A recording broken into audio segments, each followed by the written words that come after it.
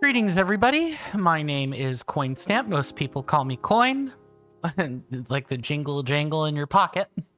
And welcome to another episode of The Legend of Zelda Tears of the Kingdom. And before we get started, I would like to take just a moment to thank our contributors for this month's cycle. I would like to thank Mr. Rowan Darcy for their continued Prime Gaming subscription. I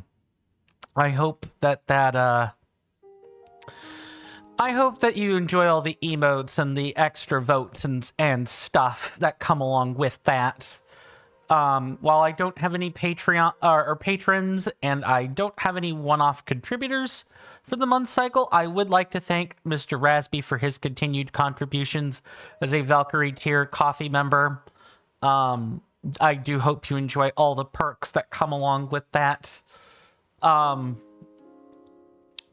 Let me go ahead and play the camera minigame, shall we? There we go. Hello, Starnim. Welcome back. Good to see you. It's been a while. Hopefully you're doing well in both body and mind today, and I hope you enjoy your stay. You've come in right at the beginning of the stream, just in time. We recently got finished with the fire temple and everything, so we're doing Death Mountain cleanup. I watched your vlog, with vlog number 7, right? Starnim, is that the vlog you watched with the talk about the kidney infection and everything, or is it a more historic vlog? That took me a second to figure out the words for. While that is going on, let us do the number 5. Okay, so yeah, that makes sense. That's a longer vlog than that. Let me make sure I know which one you're referencing. Nope, it'll be this playlist. The Dark Place? Ah, yeah, that one. That was not a good time in life. It really, really wasn't. I really felt I didn't quite have a lot to live for. And to be quite honest, I still really don't quite feel like I have enough to live for, but this is the state of the world sucks, and democracy around the world is dying, and it is being replaced. I feel like my audio is much louder on my end for me than it should be.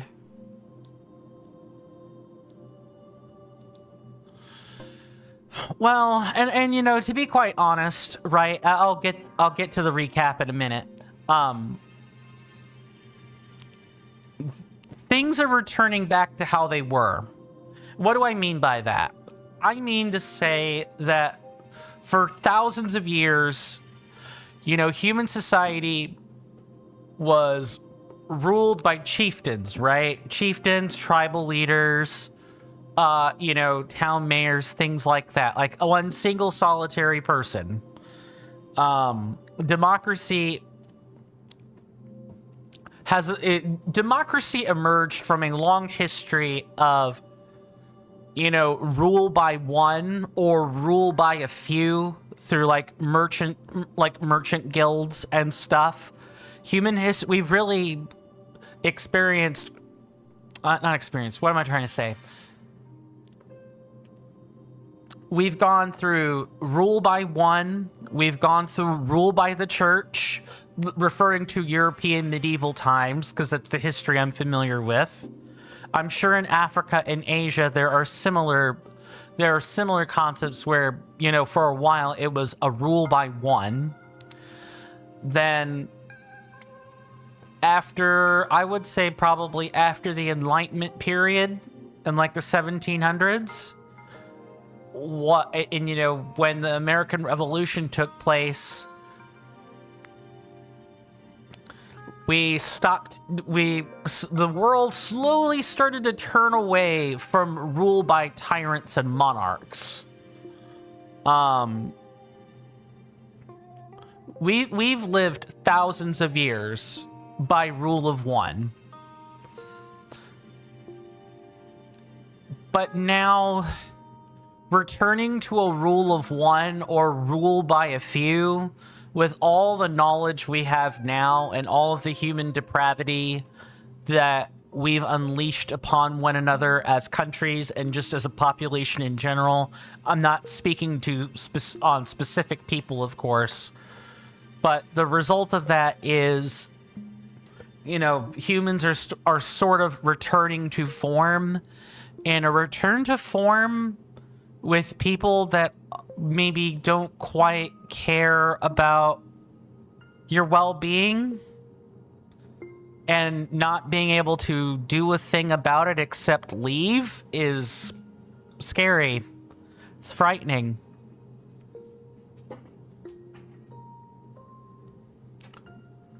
I'm personally fed up with government myself. I just don't care for it.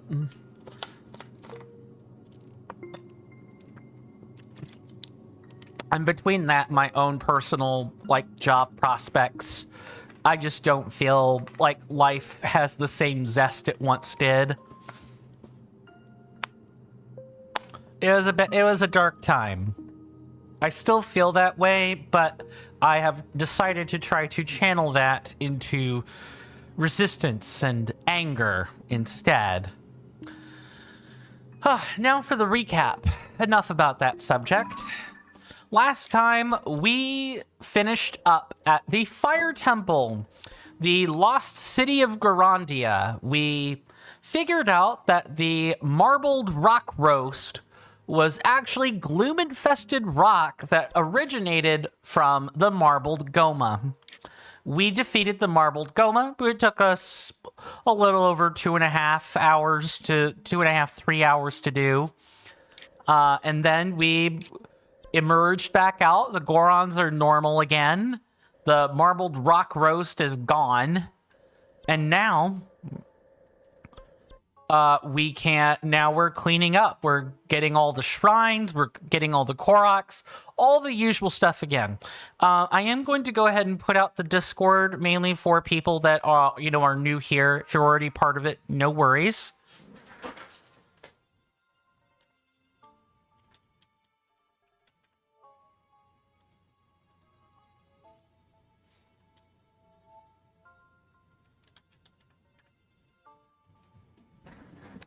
Oh god, I forgot to do the gift sub special. I'll have to fix that.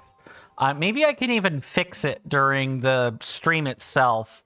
Sorry, I had some obligations today, and that's kind of messed up my mojo, but we're doing a running vote on where we want to go next. So we're cleaning up, Death Mountain, right? Like the Elden Mountains, Elden Canyon, all that fun stuff. We're cleaning that up. But I want us to figure out where we're gonna go next. And so I have 4 running options for a vote. It's supposed to last 3 days, starting from last night at about 11 or 12. And our options are between the wetlands, the Poplar Hills, Upland Zorana, or, the Gerudo Highlands. Those are our options. So if you guys want to pick the next place to go for the Let's Play, that is the running vote going on, running short-term vote right now. It is, winner take all, one option, you can vote once, but you can change your vote twice if you want. Starnum, if you are part of the Discord, the place to put that information is going to be a vote item in the voting for content channel on the Discord. There should be a place that you can click on. Oh, you're not? Ah, I see. That's cool. You don't have Discord? That's fair. Then I'll keep your opinion in mind, but I can't really weigh it too highly. Don't be sorry. I mean, I totally sympathize with that, but no need to be sorry. It's just that I can only weigh your opinion so much because not only are other people like voting, but also there is a paid benefit for the voting where people that are subscribed on Twitch or are a Coffee or Patreon member get an extra vote to count towards this process. So it's one of those, I'll take other feedback into account, but I have to go with the will of the people. And the will of the people is what people vote on in the Discord. That's the place where I tally everything. It took me a long time to concoct that system, and I think it's a pretty good one, all things considered. There really aren't too many other channels I can think of where you can vote on things or where the votes last for more than 24 hours. Now, what was the deal with this?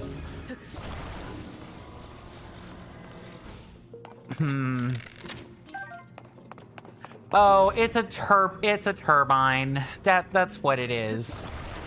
It's a turbine, and what we need to do is stick it to the inside and let the fans go to town. Just like it probably wants to be. Actually, we want it to be like this.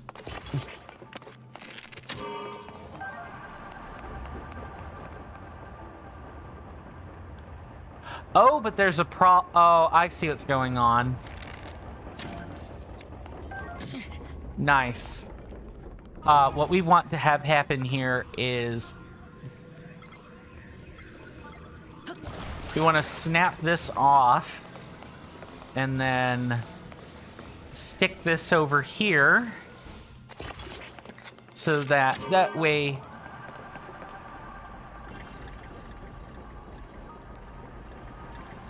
wow, it has to be faster than that?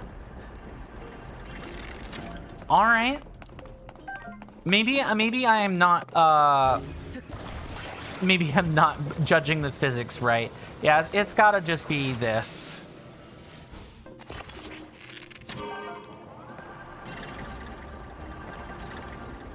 Yep, that's exactly what it was. Just like that.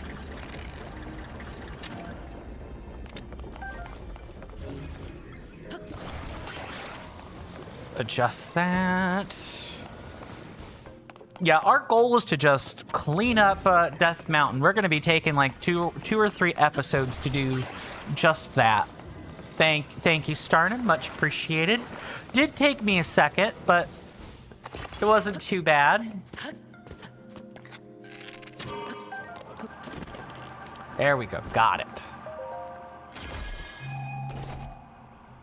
Wait, was that all there is to this? Or wait, you can't be serious. Really? That is so stupid simple. What? That's a short shrine, everybody.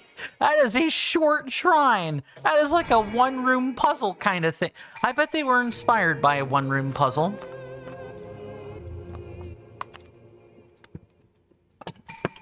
That is laughably short. That's like a baby's first shrine short.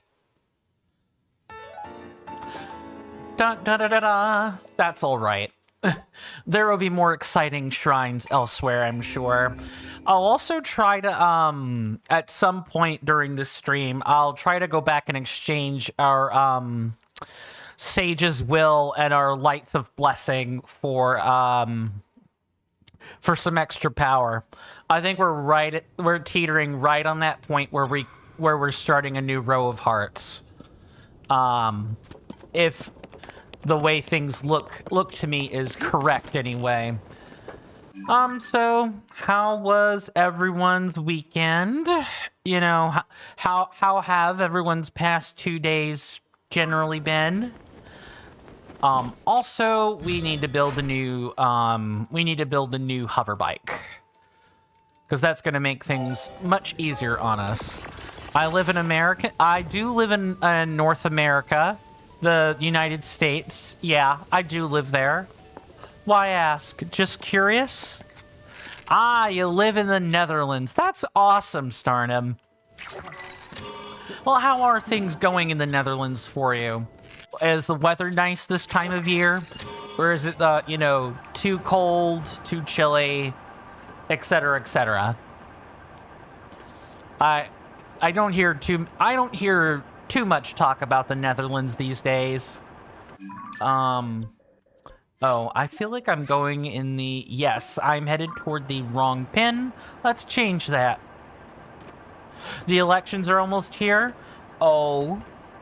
Are there hotly contested candidates? Or is it, everyone is being nice and polite and reasonable? A rare thing. A rare thing in today's era. As people have already kind of heard me wax about, what on earth is this? Okay, we did definitely get that one.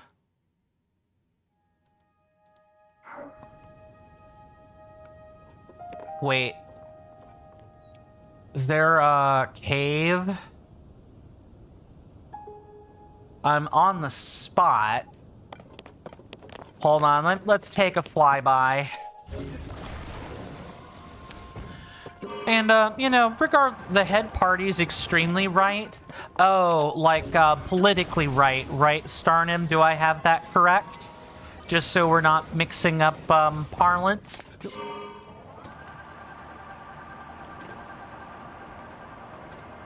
Yeah, I totally understand that. This is what I was talking about when I said, the times are turbulent. And right now, I at least get where the sentiments are coming from. There's a lot of anti-immigrant sentiment right now. And if that wasn't bad enough, right? Like, immigration's one thing, but I saw some, I saw some ore that I was gonna grab, and then I lost the sight on it. It's anti-tourist sentiment too. It's not even just that. And the anti-tourism sentiment is everywhere. Ah, that's where that rock is. Okay. There's anti-tourism sentiments. Economies are in decline. The Western Hemisphere is being destabilized politically. Yeah, that is definitely scary, Starnum, for sure. Because typically what comes along with that, right, is, if your country is known for a lot of, like, financial benefits, right, people that rely on entitlements or other things to survive, Social Security or, nationalized health care, things like that, that could be a problem. I will say nobody wants to work together with them. I'm not too familiar with the Netherlands government. Do you guys have to form, like, a coalition government? I.e., like, here in the United States, right, we don't have that. It's either the left wins or the right wins. In Germany, as an example, because there are multiple parties, right? To get anything done in Germany, the parties have to form a coalition of, these are the things we have in common, these are the things we're going to vote on, and so on. Like, not all the parties are oppositional to each other. In our country, multiple parties have to form a government. Okay, yeah, that's a coalition government. That makes sense. You hear that off in the distance, my senators and inductees? That is an ad storm. In about 5 minutes, it'll blow over us, and then we can get right back to the gaming. Thanks. But it never really gets there. Oh, so, like, coalition governments have sort of just failed before.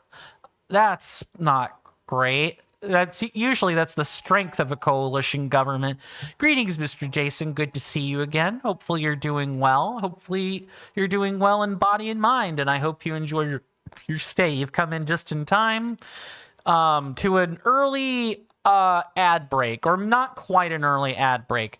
For those that just heard that 5-minute warning, that is the 5-minute warning for advertisements.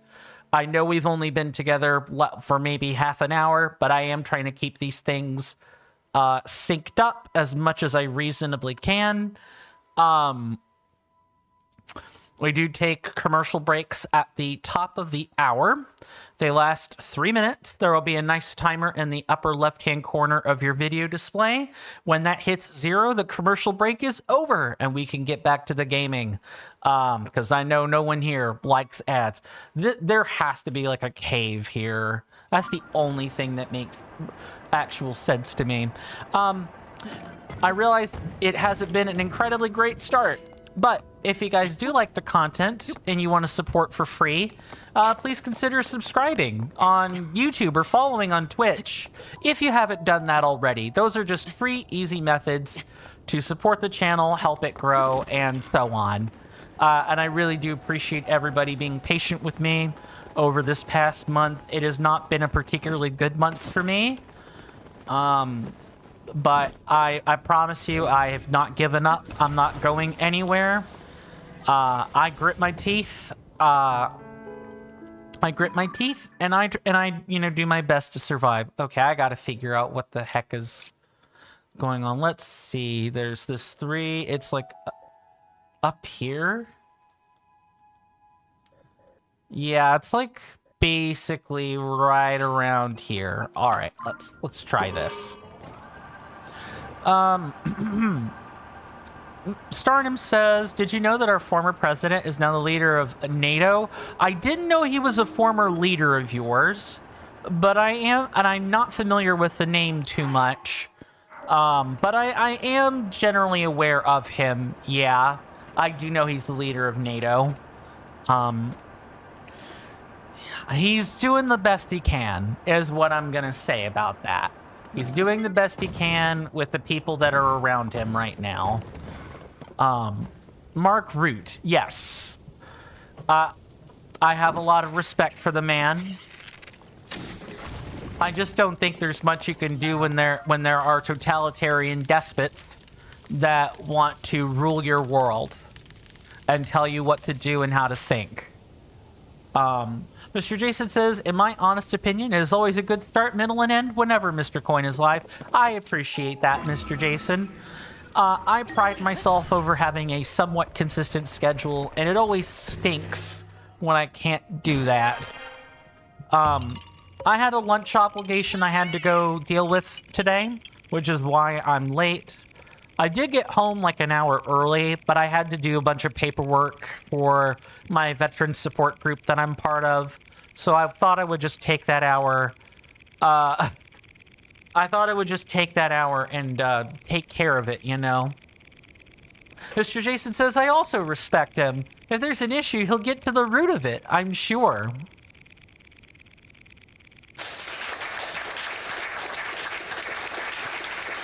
That, my fine friends, is a double entendre, as Mr. Jason has already made the comment on. It is both a compliment and a pun. I agree. I'm sure Mark Root would be pleased. He seems like the type that doesn't let much get to him. There's gotta be... Yeah, it's right. It's literally right here. That said, you know, going back to you for a second, Starnum. Like my friends tell me, I'll tell you, focus on your local community, right? Find local communities that you know are like focused on your people, like the people in your city and so on. Focus on that, and the rest will take care of itself, etc. And with that, I'll see you guys after the commercial break. Thank you.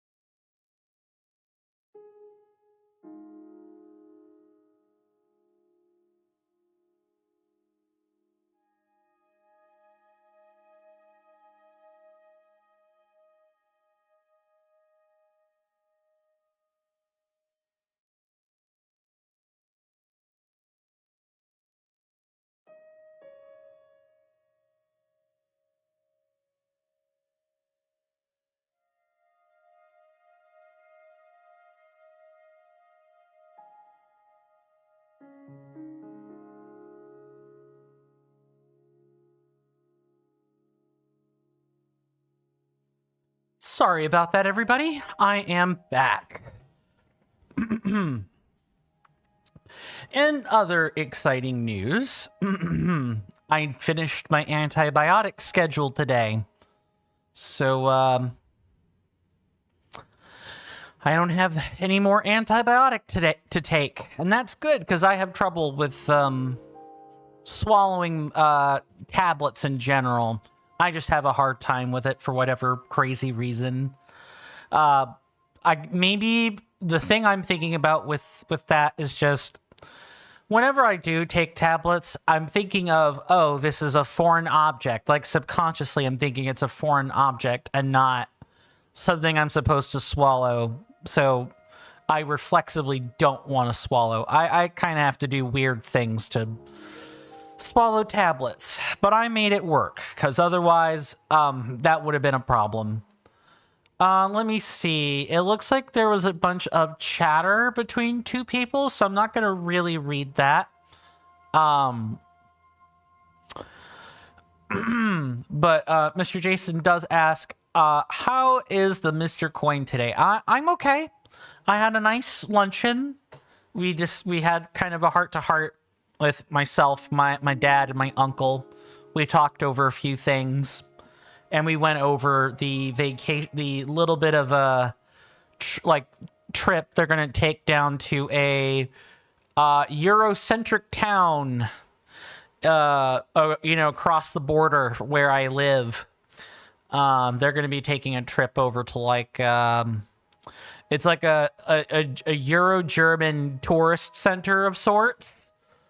And along with a nature trip, they're going to be going to see a waterfall. I would have killed to be on such a trip myself, because for people that don't know me, I am a naturophile. I'm a technophile too, technology lover and nature lover. But I am also a nature lover. I do love to see the tall heights of the mountains.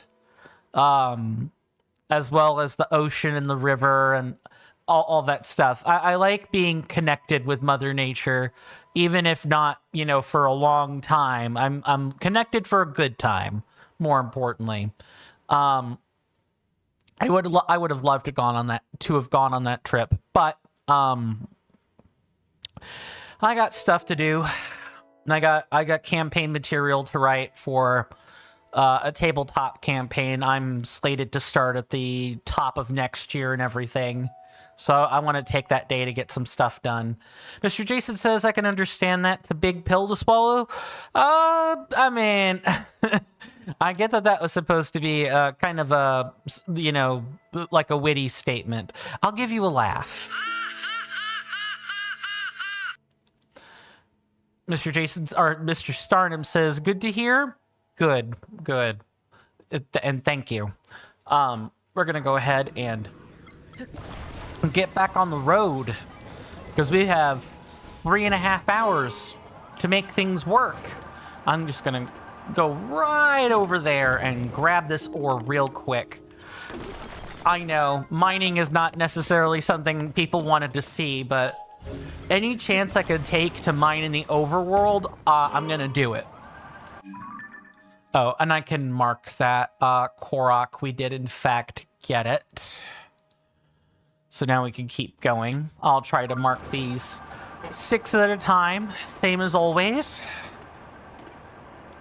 So we've been to a lot of places in this Let's Play, and also today marks episode 50 of the LP. And that's a pretty momentous occasion.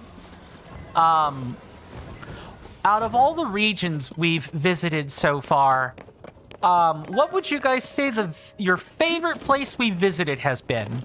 My answer is still going to be Hebra, because, you know, I like snowy mountains, but that's just me. Mr. Shiny said, or I'm sorry, I missed one. Speaking of mining, the shovel was truly a groundbreaking invention.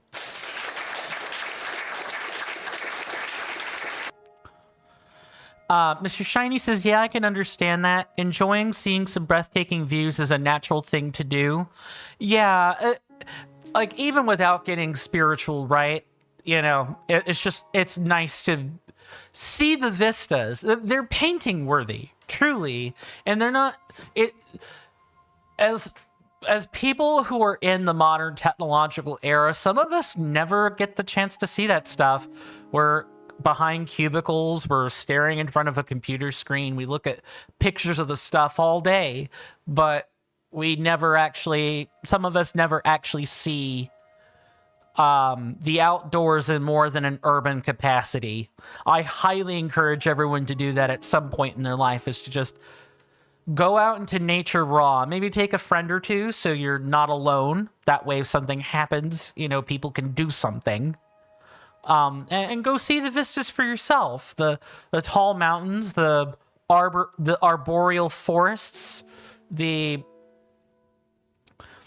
I said arboreal. That already means tree. The boreal forests, the beaches, the oceans, and so on. Or heck, even the corona of a volcano that's long since dormant. Just do some light adventuring, I guess is what I'll say there. Greetings, greetings to you, Mr. Shiny. Good to see you, good sir. Hopefully you're doing well in both body and mind, and I hope you enjoy your stay. You've come in just in time, where we have gotten our start on cleaning up the Elden Mountains. Mr. Shiny says, I make sure to take at least one hiking trip every year. Good. I should try to do that myself, honestly. Just making content keeps you busy. You know, sitting pets keeps you busy. Busy all the time. Mr. Shiny says, I always happen to show up at just the right time. Indeed. Although I know that I say you've shown up at just the right time or at a good time a lot too. I know I say that as well. Mr. Starnum says, I do scouting. We do hikes pretty often, like 10 kilometers or so. That's awesome. That is awesome. So do you guys, specifically speaking to Mr. Starnum here, since you do scouting, do you go through nature trails or like unadulterated wilderness, national, like any sort of national parks or what have you? I'm just curious, like what your level of experience with this stuff is. Mr. Shiny says, honestly, now the right time is literally when you show up. True. Not only that stuff, though, says Mr. Starnum.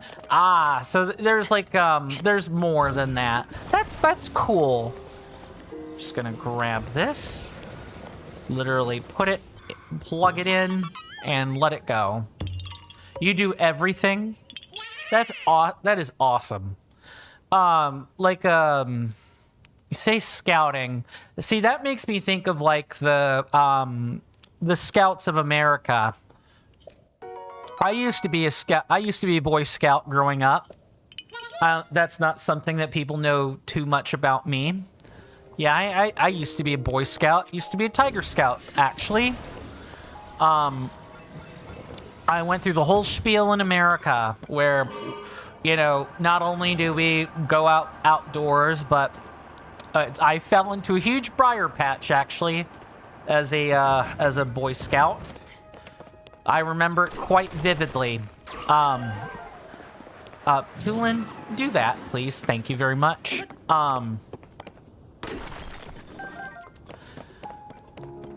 Not only did I go outdoors, but I did also spend some time, you know, fundraising for the Scout. Sold a lot of caramel popcorn. And we even raced wooden go-karts and wooden like table carts that we built together. Stardom says that you also make fire, hike. I did less of the outdoorsy stuff, but I knew a lot more of my peers at I am going in the wrong direction and I need to change course really quick. Make huge constructions with wooden rope. Yeah, I wish I did more of that stuff growing up. Having the skill would be nice. Oh, I'm lucky I only clipped one dazzle fruit, thank goodness. That would have been a lost bounty for sure. Let me make sure I've not missed chat any. Let's see.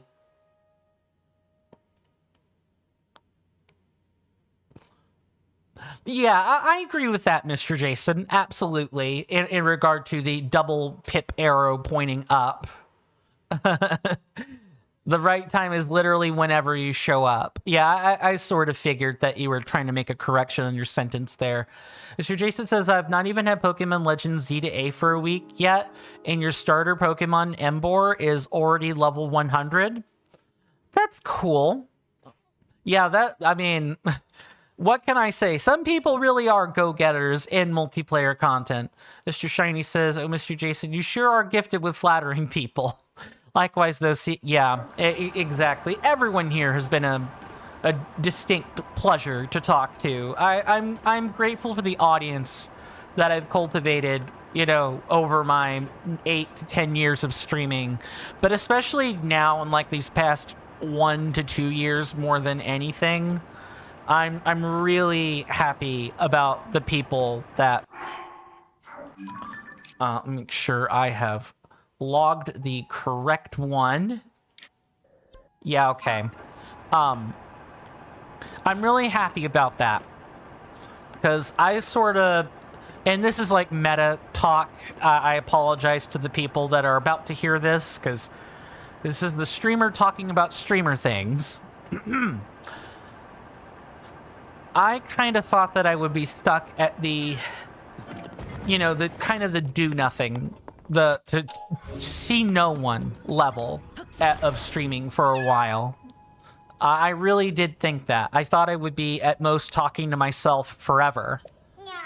Or maybe, but every once in a while I'd talk to someone else. And I would be lucky if any of my real life friends tuned in for a stream or something. I'm really grateful that I have people to talk to.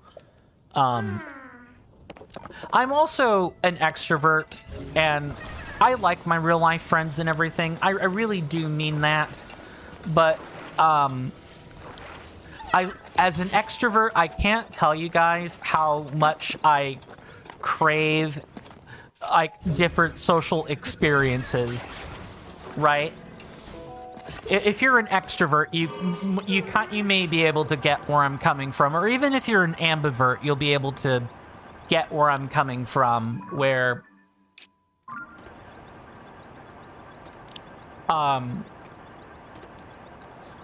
you know, craving a different perspective is You even kind of go out to see it. You seek the new perspective, the new experience. As someone who is both an extrovert and someone whose brand of spectral spiciness is one where I'm constantly seeking new sensations and experiences. I'm always looking to make new acquaintances, associates, friends, and so on. I'm always looking for that experience, and streaming is how you get it. You have to be careful with it. You don't want it to be a parasocial experience, like too much of a parasocial experience. But I do crave the connection. Let me go and make sure I haven't missed too much chat. Poor little Korok. Absolutely. I know they don't like being manhandled, Mr. Starnum, but they'll have to endure it while we they'll have to endure it until we get them to their partners. Mr. Jason says, as a Pokemon Legend Z to A, Mr. Coin, there are 65 Mega Evolutions. Oh, and how many of them came from Z to A, if and you don't mind my asking? Like, specifically unique to Z to A? That's where I'm curious. Mr. Shiny says, also left my vote on the next area we could visit, but I will mention it here as well. I think visiting Lurelin Village next is a good idea. There's a bunch of interesting things going on there and a few problems to solve. Yeah, I've been keeping an eye on it. Right now, there are 2 such votes for Lurelin Village, among other places. This is a great time to seg into this, and I normally don't do it all that much. If you guys want to, make sure your vote is counted for the, hold on, I need to focus, but I'm going to finish here first. If you guys want to make sure your votes really do truly count, one benefit that you guys get for being a Prime Gaming tier sub or better is an extra vote toward decisions like this one, where we're quite literally picking the next region in the game to go to. I'll probably do a few of those since we're kind of starting to run out of places to go, places to vote on, things to do with the community. So I want to make sure I get that stuff in. But if you are a Coffee or Patreon member, or you are a Twitch subscriber of any stripe, you get an extra vote counted toward the option that you pick. That's why I go through and make sure I can see what everyone votes on. That's mostly to make sure that I can assign the extra votes where appropriate. That's just kind of how I've set things up, more or less. Let me just double check and make sure these Koroks are pinned appropriately. There's this one on the bridge. Okay. If you guys want to follow along, if you're collecting Koroks with me, or you just want to follow along and see where I'm going and what I'm doing, feel free to type in !TOTK MAP or *TOTK MAP. For you guys on YouTube, the asterisk commands should be rolling out every so often, with the correct spellings on them and everything. For you guys on Twitch, basically the commands between YouTube and Twitch are more or less spelled the same, just you change the symbol. I do that so there's less confusion / people on Twitch are not getting tripped up when they're on YouTube, when they're wanting to maybe type something different. Yep, there we go. Excellent demonstration. Thank you for that, Mr. Starnum. Much appreciated. There's this thing, and then, yeah, it's literally, nestled in these trees. And then right in the military training camp is like the last one. Right there. Now we'll keep things moving. Mr. Jason says 26? Really? 26 mega evolutions. Right in Z to A. One for each letter of the alphabet. Yes. Pokemon Legends Z to A. Literally 26 mega evolutions. What? I don't know if that is the intention with the number of mega evolutions, is to like mirror the title or anything, but you know, kudos to them for obeying the letter theming. Oh, there's a geoglyph over there. I'm gonna park this right here.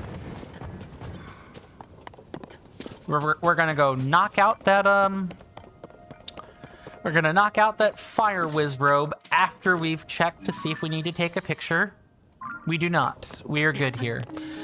You know one thing though, Mr. Coin? What's that, Mr. Jason?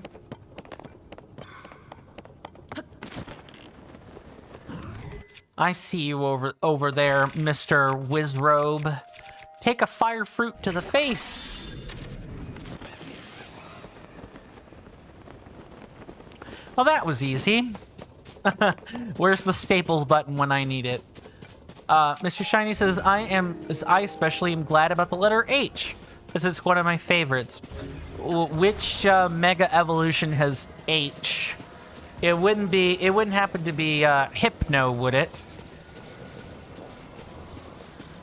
I'm just guessing, like complete guessing. Okay, what's the deal with this one?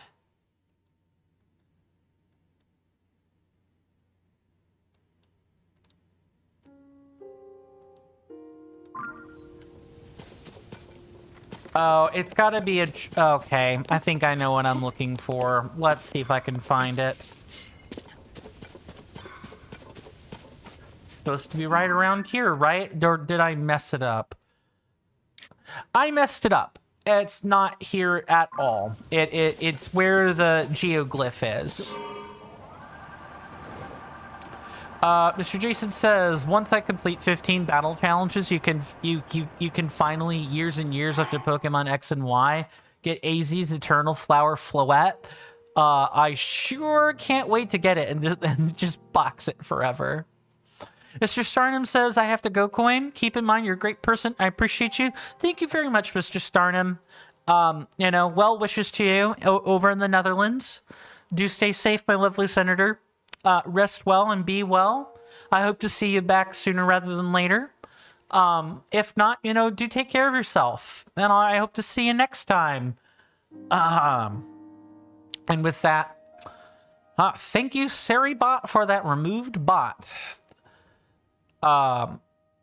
Yeah, that really is quite the case with a lot of Pokemon, isn't it? You capture them just to box them. That's what the you know, like the 100% completion stats for Pokemon usually are. Is you assemble your teams and then you box the Pokemon you don't need. Mr. Shiny says Hawlucha. Oh, it's the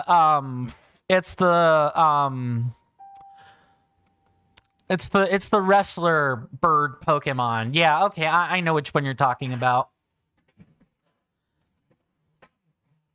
Does it get all big and swole, or does it have like better coloration or something else? Just curious.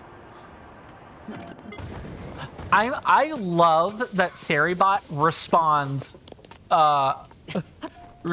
to that specific word, to like being called a good bot. That's really impressive. It is. Oh, it's actually this one right over here. Okay. Let's bring this as close as we can so I don't risk it, you know, phasing out.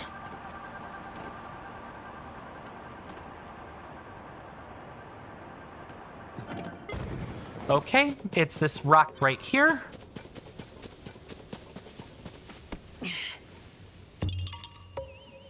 Mr. Jason says, speaking about box Pokemon, Mr. Coin, you have a pretty rare Pavilion in Pokemon X and Y. The Pokeball pattern Pavilion. It hasn't been released again since 2014.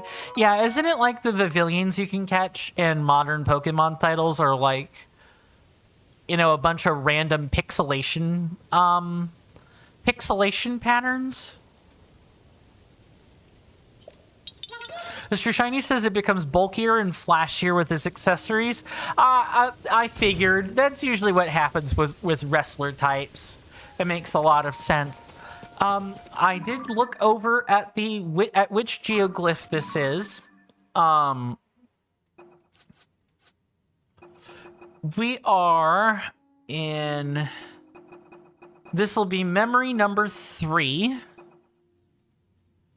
And we already have... If I scroll over here, there's number 1.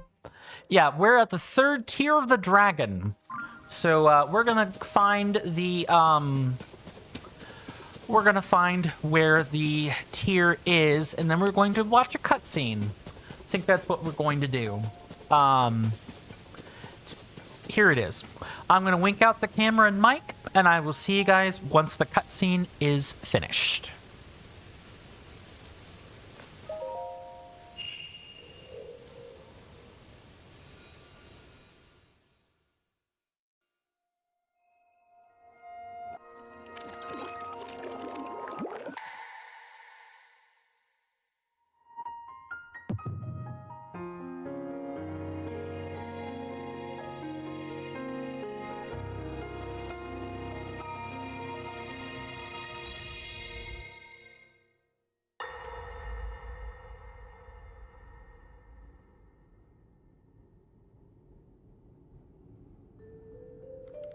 It is quite an interesting device.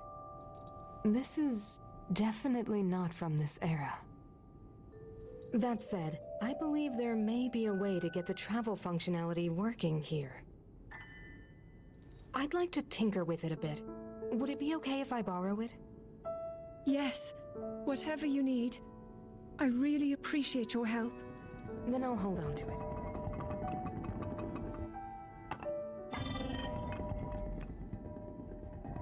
So you really believe my story?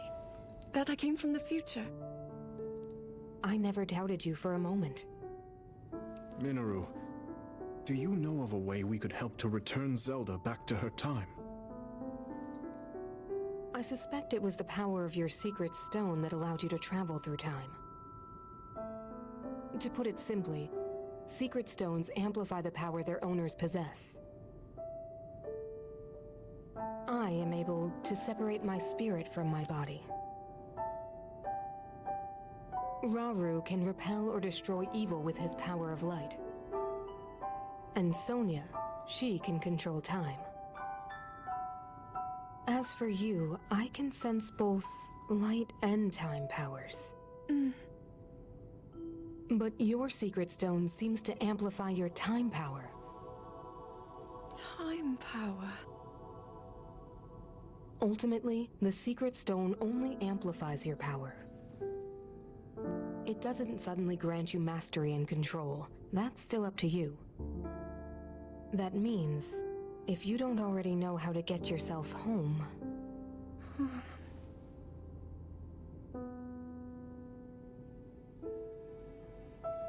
There are stories about the secret stones and a forbidden act called draconification.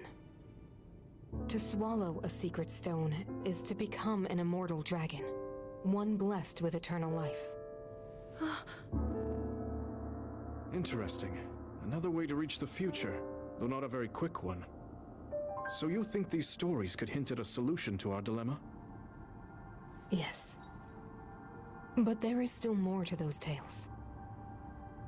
To become an immortal dragon is to lose oneself. That is why it is forbidden. I thought maybe this could lead to a solution, some way to transcend time. But if you have to sacrifice your heart and mind, sacrifice what makes you you. I'm sorry. I wish I could help more. Back where we started. There's still hope. I think the answer to this problem lies in study and learning more about the nature of your power. I'm sure Sonia would be happy to help you. Okay.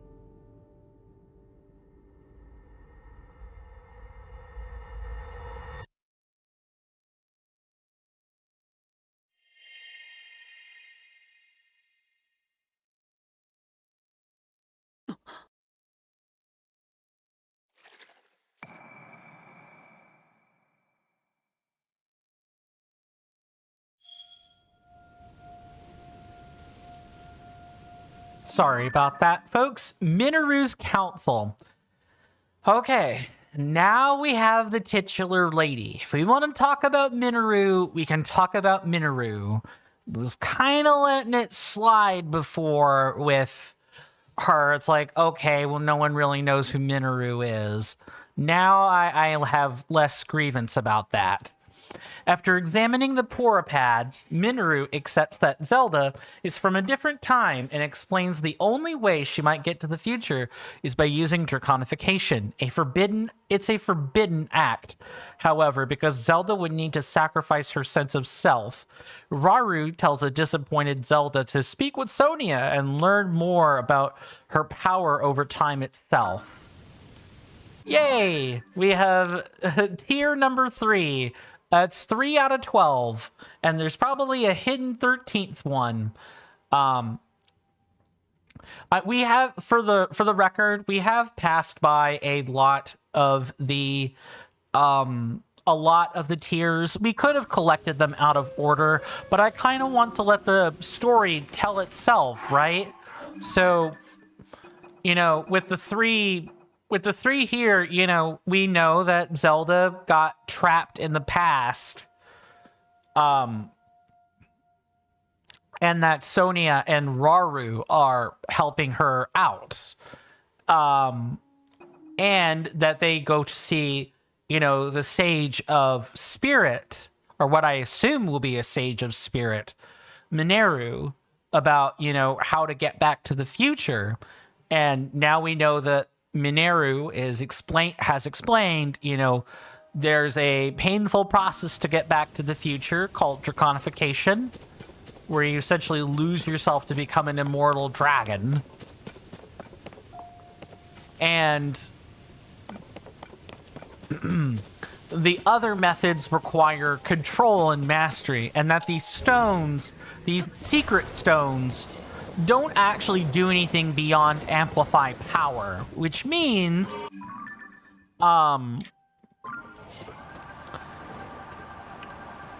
when we were helping the Sage of Wind and the Sage of Fire gain their secret stones, we didn't suddenly give them new power. It's that they amplified the power they already had. Which, if we had learned a whole bunch of stuff out of order, we would have been confused. Following the story in a piecemeal way like this means that we can kind of learn the story as we're supposed to. At least that's how I see it anyway. I hope everyone appreciates that.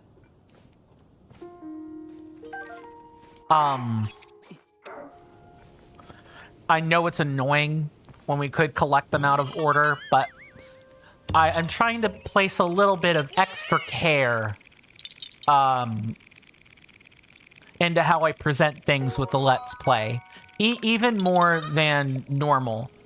I think, and I also think that, you know, before, right, when we were in Breath of the Wild and we were getting Link's memories back, I kind of, this is like this is definitely retcon for sure, but I like to think that I took the time to say, okay, you know, Link is an amnesiac, basically, and he is having to collect his memories. He's not gonna suddenly care about what order he finds them in.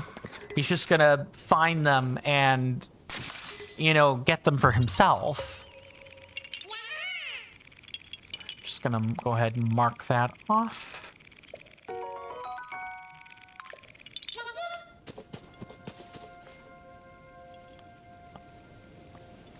That's personally what I think. I'm curious as to what you guys think. You know, do you guys want me to collect the memories in a sort of a piecewise fashion where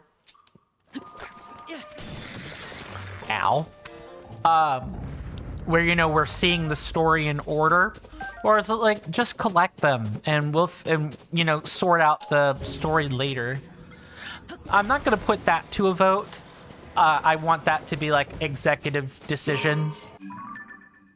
But I am just curious to see what people think about the way I'm doing things.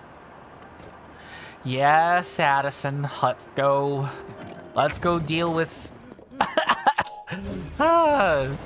You had a right to be scared there, buddy. Okay. We need to basically make a sieve or a sleeve.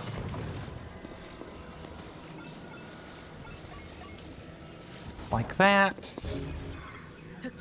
And then do these medium slats support the side. Let's see.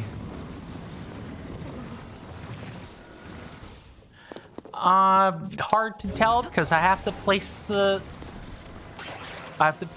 correctly.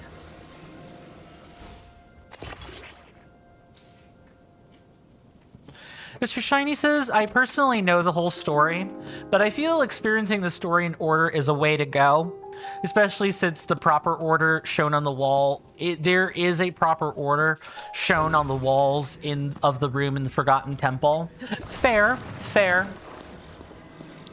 So that's like, since you know the story, you don't quite have a preference, which is totally fine. That's completely fine. Please tell me oh, you know what? This thing's gonna fall if I don't put a stopgap in front of it. I can do that just fine. Like that. All right, you can let go now, Addison. Yes, try letting go. It's bent over, but he's still standing. Yes, get to work, Addison. Don't waste the 60 seconds I took to make that, please.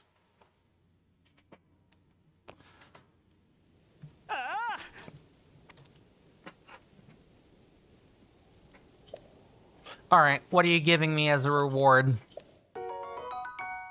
I like experiencing the story in order, for the record. Like, if I know there's like a proper way to do things, I want to do it that way. In other games, I don't get quite... I will say, with other games, I don't quite get the same level of fine control. Steel Rising.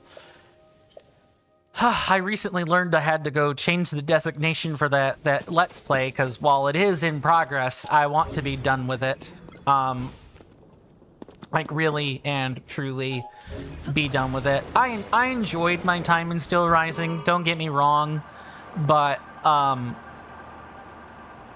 not being able to have control over where the story is going is, you know, absolute hogwash.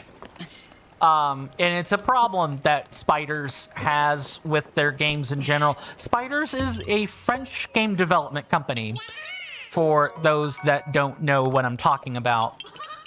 Spiders is famous for the Spider game engine. Yes, they literally named a game engine after their own company to make it truly proprietary. I am so sorry for what I have to do, but I have to answer one of nature's calls. I hate doing this so close to when we were taking a break and everything, but you guys know the spiel. I can't really hold it anymore, at least for a little while. So I will be right back. I'm going to play the 30-second ad because I know that I don't expect to be there long, but I do need to go like soon. So be right back.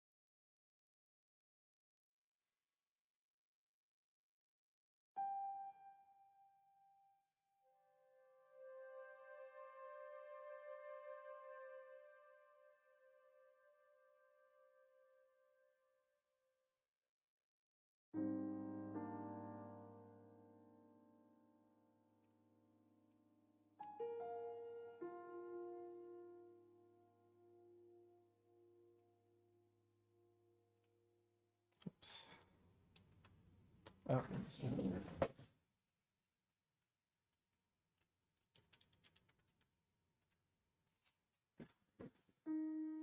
sorry about that, everybody. I am back. My goodness, that was... I'm not gonna talk about it, but that was not a fun time. Usually one feels relief when they go to the bathroom. Sometimes you feel worse things that you don't want to particularly talk about. And that's about as much as I will say right there. Let's get to collecting some more Koroks before we take the next big commercial break, eh? That would be the ideal. I also do apologize for the lateness today. I know I had an obligation and it was short term, but I do pride myself on keeping a consistent schedule, and it really sucks when I can't do that. That said, I really did need... I was also getting a bit stir crazy from being in the house after, you know, my kidney infection and everything for 2 months. I have lots of reasons for why, you know, being late today was good for me. I'm certainly not going to downplay those, but...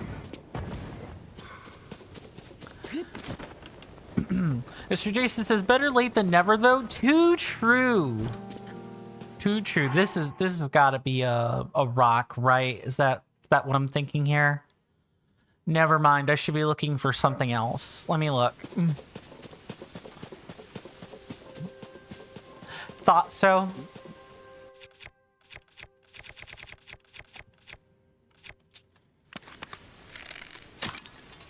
Bingo.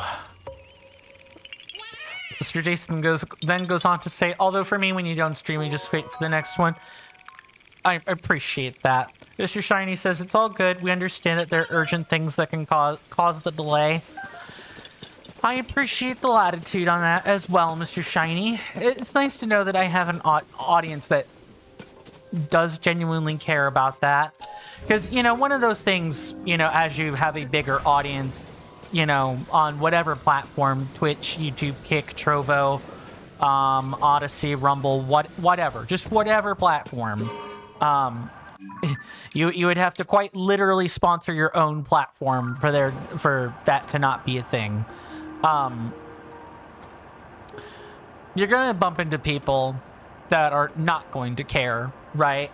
That are there for the content, and that's pretty much it. And if you ever do create content, or you ever start creating content, even if it's just something like uploading a video once a month, there are going to be people that get upset when that schedule isn't maintained. Whether rightfully so or not is just a whole separate thing altogether. But you do have to deal with people who are there for the content and for nothing else. So It's important to be punctual for good customer service, if nothing else. Just grab this real quick. I believe I remember ice platforms not being suitable in mud sinkholes. Let me just go over there and mark that off. That's exactly what I should be doing. And go ahead and mark that one off as well. Cool. Then I'll mark 6 more in a moment. Mr. Jason says, I'm content with your content. A compliment and a pun.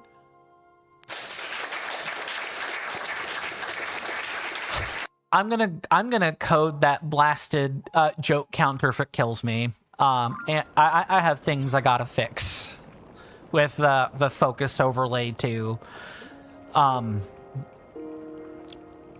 This month has just been very busy. Certainly not as busy as, say, someone with a blue-collar job, but when things derail you, and things will derail you, for me, it takes a long time to get that back. Off in the distance, my senators and inductees. That is an ad storm. In about 5 minutes, it'll blow over us, and then we can get right back to the gaming. Thanks. That, my fine friends, is the warning for the 5-minute major commercial break. We do take those at the top of the hour. They last 3 minutes long. There will be a timer at the upper left-hand corner of your screen. And when that timer hits 0, I am back at my desk, and we can continue gaming. The commercial break will truly be over before you know it. Now, the last hour was the minor shilling. This time we got major shilling to do. I have talked about free, easy methods to help the channel out and, you know, help the content grow. And of course, you guys being here is more than enough. But if you guys feel like being financially generous, or you just want to support me that much, I do have plenty of avenues for you guys to do that. I did mark that off. Okay, cool. I have Patreon, Coffee. That's the cheapest way to chuck change at me. If you want any benefits to go along with that. Also, your names go on the placards that I read at the start of every stream. So those are just like 2 small ways I give back. You guys get extra votes. If you decide to chuck money at me through Twitch, which is like the more expensive way of doing it, you guys get emotes and some other extra goodies that are only possible through Twitch and so on. If I could be YouTube partner, I'd be talking about that as well, but I'm not. I gotta make more content. I gotta make more long-form content to really warrant that, and I gotta get 4,000 watch hours, which is a lot. Every little bit helps. There's one right here. I think I've covered everything, the commercial break and like the other stuff. Of course, you guys don't have to do that. Money is tight. I totally understandable. But just know that if you do decide to dump change at me, you are getting something for your effort. I promise. I do not want to just have people chuck money at me and they get nothing out of it. And your money is going towards a good cause. A gym membership. I'm trying to get like a 12-year commitment on a gym membership so that I could be around longer to make content. Like I'm doing some other things with exercise, of course, but a gym membership would be really helpful right now with that. Just saying. I'm like 2/3 of the way there on that, because most gym commitments are in the $160 to like $200 department, and I'm like, I have like just a little over 100 in the account, and Between coffee money and some other things that people are doing, I probably have like 125, 130. I'm almost there. Mr. Jason says, by the way, Mr. Coin, your third copy of Animal Crossing New Leaf for your second storage town arrived earlier today. Nice, nice. Oh, I have 3 more I need to mark. Don't go anywhere, Mr. Coin. I guess we're gonna go back around and I guess we can do like a left to right sweep for the time being. There's one right. Where is it? It's not here. Nope, I need to move up a little. Nope, no, it is here. It's right here. It's right here. Yep. One here.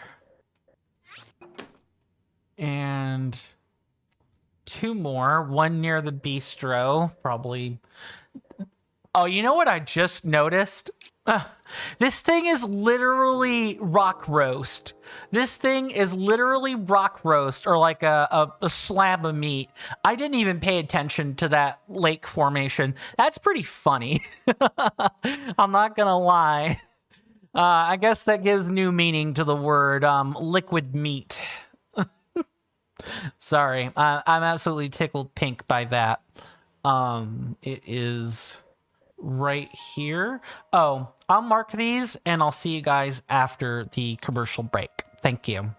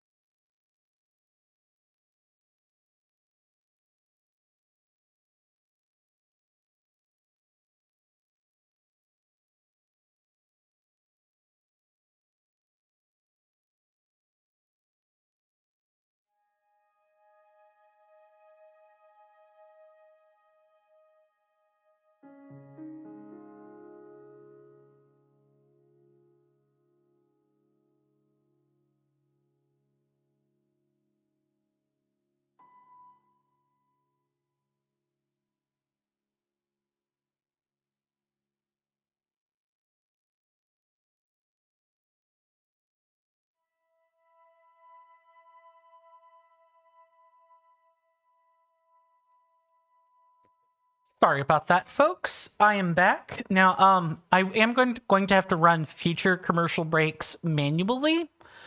But that's fine. I can handle that. Because that's mostly just Firebot stuff. Just as a warning, things aren't going to quite be so seamless from like basically from 5 o'clock onward. Let me catch up on chat. Does not appear anything has changed on YouTube. Mr. Jason says, also, Mr. Coin, 9 times out of 10 in Pokemon Legends Z to A, especially now at level 100, I'm basically just one-shotting most opponents' Pokemon. Yeah, that's what I would guess. That must be nice. I've never gotten to a point like that. Oh, okay, I have one-shotted opposing Pokemon before. Like, that's like the dream is that you one-shot opposing Pokemon. And I have done that at lower levels, but I've never gotten to maximum level and then do a one-shot. I'm usually not in situations where that's happening. Even with utilizing stab moves and such, I just never quite get there. You're literally right there. Go ahead and track that off.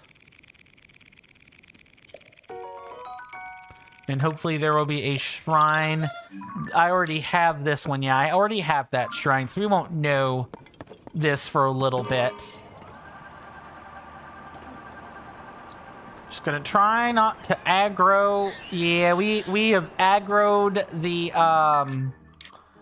rather unfortunate, really large, leathery Keese upgrades. But they still have the health of a Keese.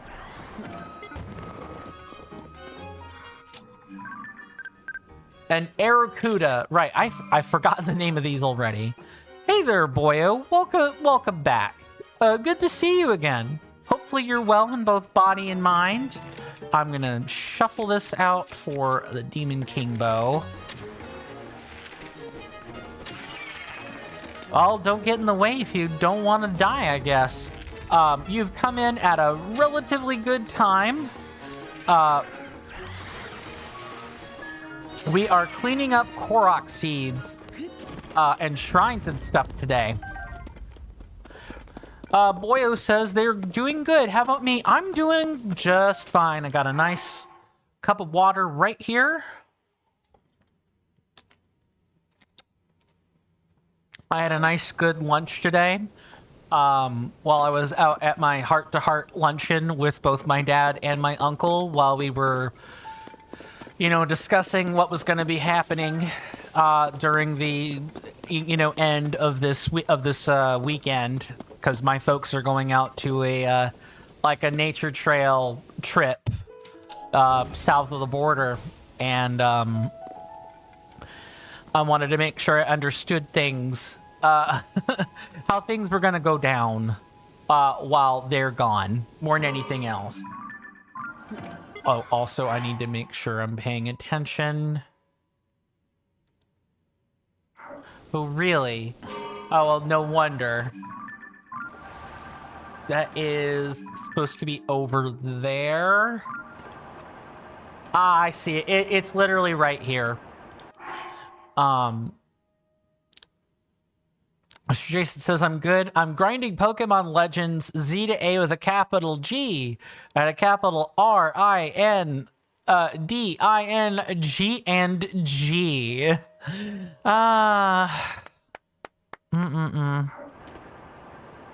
I think that was supposed to be a reference of sorts. Link, I am so glad. Okay, I can grab it. Good. I was really worried. I was about to lose my bike to the mud pit. No reference, joke, or pun? Fair enough. It's just, you're just emphasizing that you're grinding. Too true, good sir. Fair enough.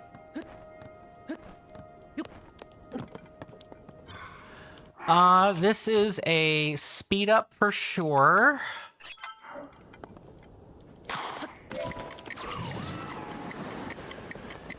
And this game is definitely expecting us to move quickly. That really should not have required a screen, Nintendo, but okay. But I am glad things are going well with you, Boyo. I truly do mean that.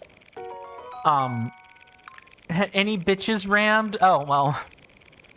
Welcome on in, Aelin. Good to see you. Hopefully you're doing well in both body and mind today, and I hope you enjoy your stay. No bitches rammed, I'm afraid. No bitches rammed quite yet. I can certainly change that. I mean, there is an enemy encampment over here. I could quickly take them out with, like, an explosive arrow or 3. That should do it. And, of course, we'll ram a few more as well, but... Let's see. Oh, yeah, there's a nice clump of 4. You got it. And we're going to swap. We're going to get the 3-shot bow, and we're going to blow them up.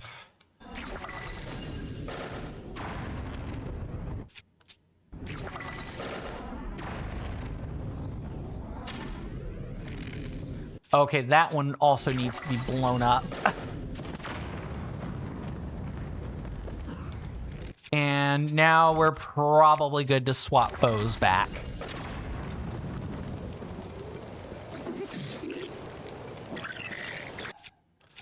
Let's go ahead and swap this. How do I want to do it? We need to work on breaking this weapon. You're over there burning up, Mr. Bokoblin. There, okay, we broke it off. I can replace that with a new horn.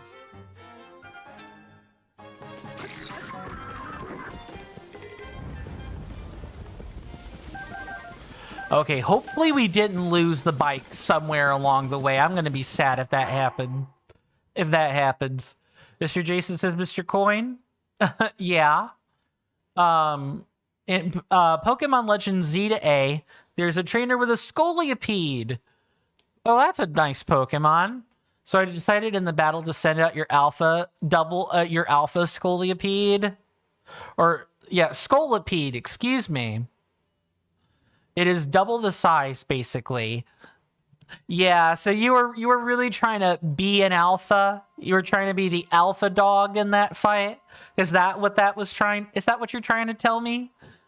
Aelin says, yay, they like boom booms. That's good. I'm glad I have entertained with an explosion. And then you go on to say, there's a remove fuse material. Yes, but the reason I specifically held on to breaking it, right, is if I don't break it by swinging it, I don't get that item down with the shadowy soldier things in the depths. I don't get access to that. And the Forest Spear is a pretty good weapon, all things considered. Okay, cool. We got all that sorted out. It would be nice if you could jump out of water, but that would be the game being entirely too nice to me. Any other stuff over here? Maybe. Ah, the stealth fin trout. I don't want to take a picture of that. Just gonna take a snapsies of that.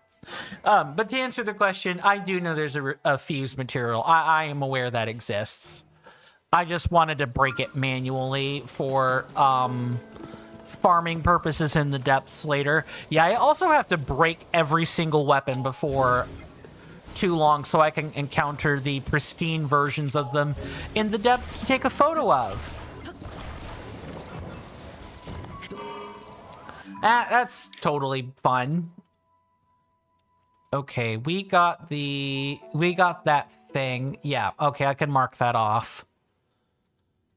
Hopefully I can make some really good progress. We've actually already made halfway decent progress, but Elden is like a vast, deep place with a ton of things to do.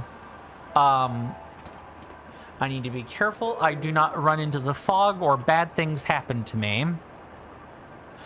Aelin says I just bought all the compendium. That is totally fair, and that is a completely valid way to play this game.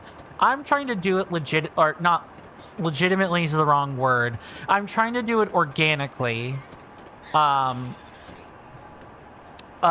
that, you know, I can show, yeah, this is how you would find those things in your natural progression of just playing the game. And not just, oh yeah, by the way, you could totally just buy these things from the compendium. But just like with Breath of the Wild, I will go over that toward the end of the game when we're doing the final cleanup before Ganondorf for Tears of the Kingdom.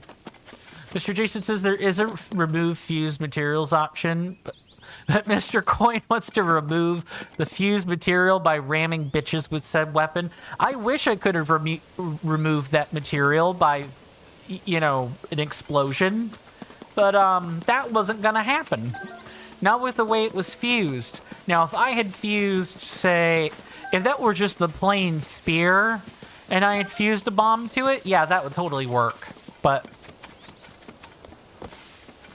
otherwise, I appreciate the cover, but I wanted to break it for different reasons.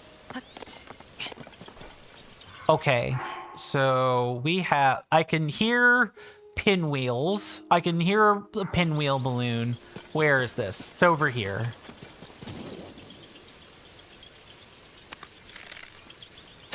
One. Frick. 2. 3.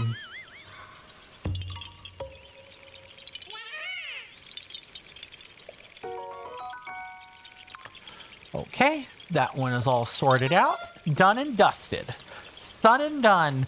I swear I'm gonna start unironically saying "son and done," and people are gonna be like, what the freak is Coin talking about? Why the heck is he saying that? That makes no sense. And then I'm gonna have to tell him it's the Hudson Construction Company motto, "son and done." And you know, it's been infected into me. It's been transfused into me through this game repeating it over and over and over and over and over again. Here's a fun follow-up to that statement. Are there any video games that you guys have played in your lifetime where there was like a quote in the game or a character said something and they said it enough times that it quite literally just rubbed off onto you? You started saying it unironically, you know, with meaning, with, you know, vivacity, with vigor, and actual sincere intention. Oh, I see you over there. You guys are getting puff shrooms.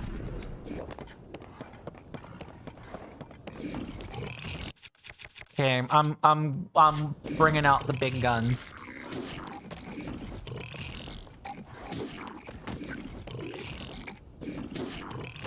Okay, that's 3. Throw out another one.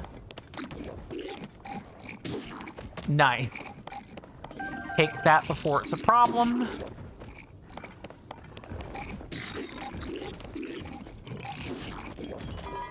Nope, I want them under strict crowd control, and I was hoping that music wouldn't, show up.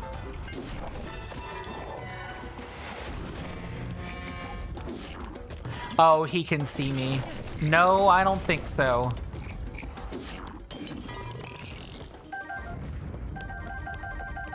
We're just gonna grab all that before things get out of hand. No, you stop that, Mr. Bokoblin. Aelin says, yeah, I play these games too much, and now I'm just talking, hiya! Hi, hit, hi, yeah! I have a couple of real life friends who occasionally do that. I actually made a meme out of that. Not out of them speaking, but there is a character in Soul Calibur 4. Her name is TotK, and this was before voice acting. Oh, like, voice acting was, like, starting to get some better polish, but... Oh, God. If there's anything that will really just breathe, you know, joy into your personage, it is listening to TotK literally scream, like, do the war cries. Yes, so TotK was talking. Yes, exactly. Yes, and TotK is like the female version. Maybe I'll put that in there as like a... Maybe I'll post that in the Discord so that people get the absolutely necessary context to that. It's totally not cursed or anything. Promise. There has got to be a fairy light right here, and it's probably... What? Okay, let me follow the arrows. This one's pointing... Is it like up here? Or maybe over here? Yeah, okay, found it. Yeah, Soul Calibur had some absolutely impressive screams. She's not the only character to have the screams. She's just the only character I know of where the screams can be chained together in the exact same way as that Link screaming meme, where it's like the ha, hit, ha, hiya, ha. You know, that type of thing. Mr. Jason says, Mr. Coin, back when Animal Crossing New Horizons released, okay, we only have 2 more. We had Cherry Blossom Festival and Bunny Day thrown at us immediately. Oh, that's totally not FOMO-inducing at all. And before Nintendo nerfed the balloons, they were flying over so often that you swear that you could hear the whoosh sound even after you turned off the game. That's totally fair. Another one where it's like it wasn't said super often, so it like violates the spirit of the question, but it's definitely up here. Yeah, how did I know? Other than like the placement of the Korok icon on the map. I could just tell that something was going to be up here. Why don't we find a shrine and just kind of excite things a little bit? Where is it? Over here. And then we'll take a break by talking to these lovely Gorons, who should now be totally back to normal now that we've dealt with the marbled rock roast and everything. But like I was saying, when I was playing Xenoblade Chronicles 2, a game that I have streamed for the channel before, but I have not streamed it. I don't know. I don't think I have VODs of it. I think I have highlights of it. I could be talked into streaming that again, because Xenoblade Chronicles 2 is a lot of fun. But in one of the initial fight scenes, the main protagonist you play as, I'm gonna do my best to not be super spoilery about it. The protagonist had a voice actor that had only worked on reality television and like sitcoms before. And so that scream was, that hi-ya was like very cringe. Maybe I'll post a clip of that in the Discord as well so that people know what I'm talking about. Mr. Jason asks, what sages have you saved, Mr. Coin? Outside of Yunobo, you can't remember. Yunobo and Tulin. I will go ahead and flash the vows of the vows of the sages in front of us. Yep, the Sage of Wind and the Sage of Fire. We got 3 left to go that I know about. Should only be 3. Okay, and we're going against the flow, are we?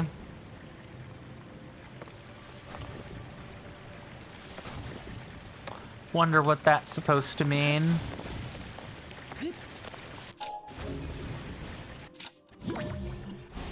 Okay, so for now, this is the very simple cross the river of lava and take it from there. You die. Our next stage, if I had to guess just based off of, you know, what I know about this game and the characters, I think our next stage is gonna be Sidon. Nobody confirmed that. That is a spoiler. Nobody confirmed that. It is a guess. Your lovely streamer pal is guessing who it is. Mr. Jason says, I find something kind of funny, Mr. Coin. The Rito had a really serious issue where they could have starved and died out. But with the Gorons, it's just drugs. Oh, I mean, yes, it is drugs. Which... That is kind of funny in its own right, but that would have been a serious problem for their people as well, because then the entire population could have been controlled through a drug, and just as likely as that, right? You know, their people would have also probably starved out, or... You know, the other races would have despised them. Just gonna go against the flow, literally. Just gonna do that. I think we're wanting to get a ball, but there is a treasure chest. And I want that treasure chest.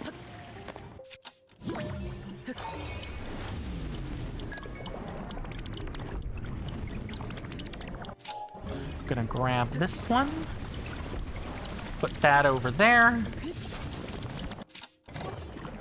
There we go. Easy.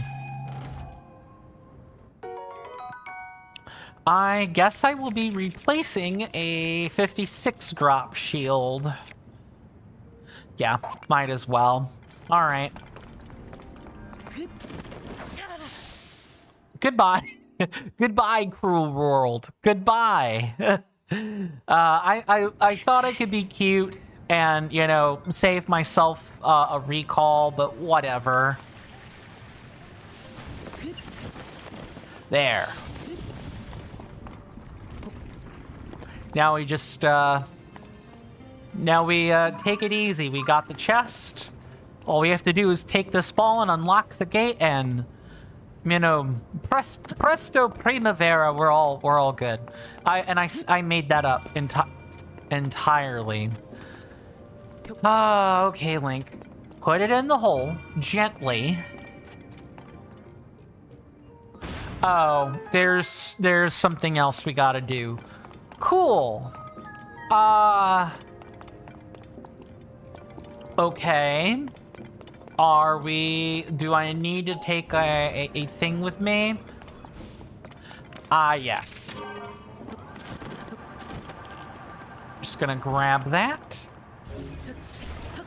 I think it wants me to snap, to put one on a shield and go from there.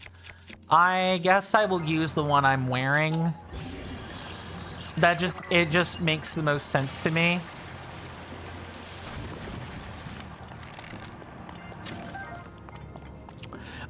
When I was having my luncheon, though,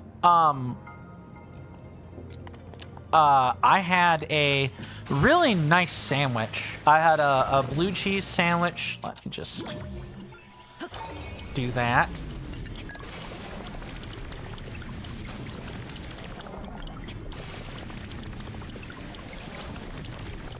Gotta be careful.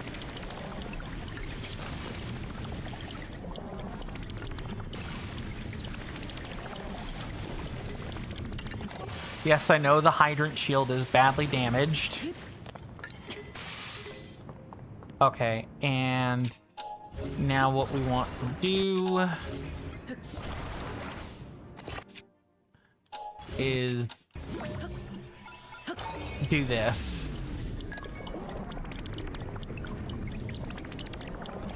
Oh, we could probably use splash fruit to cover the distance now that I'm thinking on it. Out of curiosity, let me I want to just see if that is even remotely possible. Yeah, it sure is.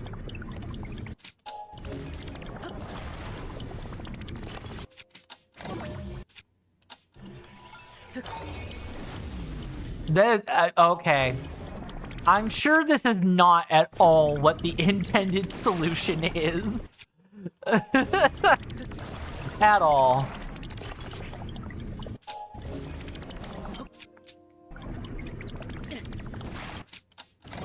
Go ahead and snap that. Like so, and then do this.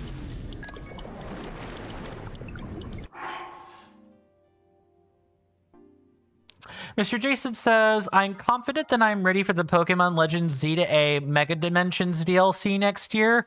Oh, they've already proposed DLC for that, huh? The game hasn't even been out a whole week and they've projected a DLC. That's fine. You know, Game Freak can totally ignore public sentiment for a game like that. That's totally a thing that they're doing. You have 114 spaces, which is room for 57 more pairs of Pokemon in their alpha variants. And also, I also have, after Mega Raichu X and Y, a total of 27 spare spaces for future Mega Evolutions. Nice. Here's my final team and levels in the Pokemon Legends Z to A at the time of sending the message. Emboar, level 100. Crocodile, level 88. Abomasnow, level 85, Noivern, level 92, Aggron, level 86, and Alpha Scolipede, or Scolipede. I say Scolipede. It's Scolipede, level 89. That's a pretty robust team. 2 fire types, an ice type, a ground type, a dragon flying type, and a rock steel or steel ground type.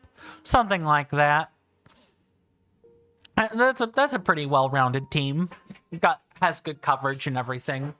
Mr. Shiny says, what's more, they announced the DLC before the game was even out. Oh, yeah, like they couldn't offer a complete game right from the beginning. Of course they had to mention that DLC was out. This reminds me so much of World of Warcraft, right? Where, I guess it's different because it's a service title, right? Because with a service title, you know, you do expect for the service title to announce an expansion, right?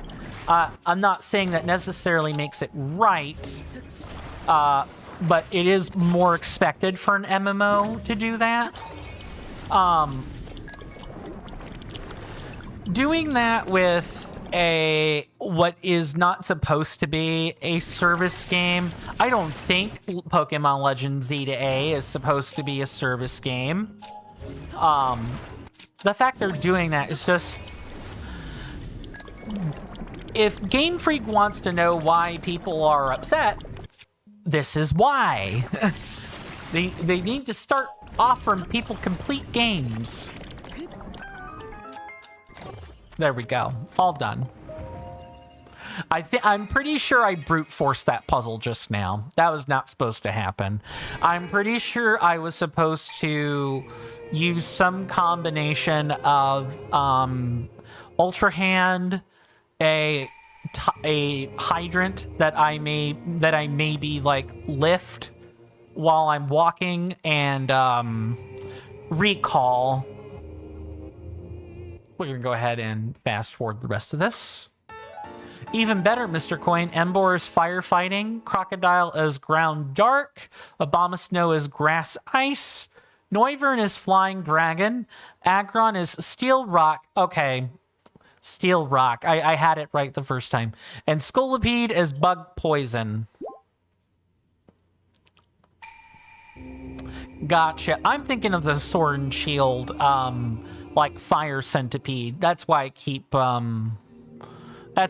mixing it up and thinking it's a fire type, and it's not. Yeah, Scolopede's like a... I want to say that Pokemon aired in, or debuted in X and Y, if I remember right. I probably don't. Okay. Well, we have just one of those left. Might as well, make another hover bike and... Well, actually, no. We want to take a break first.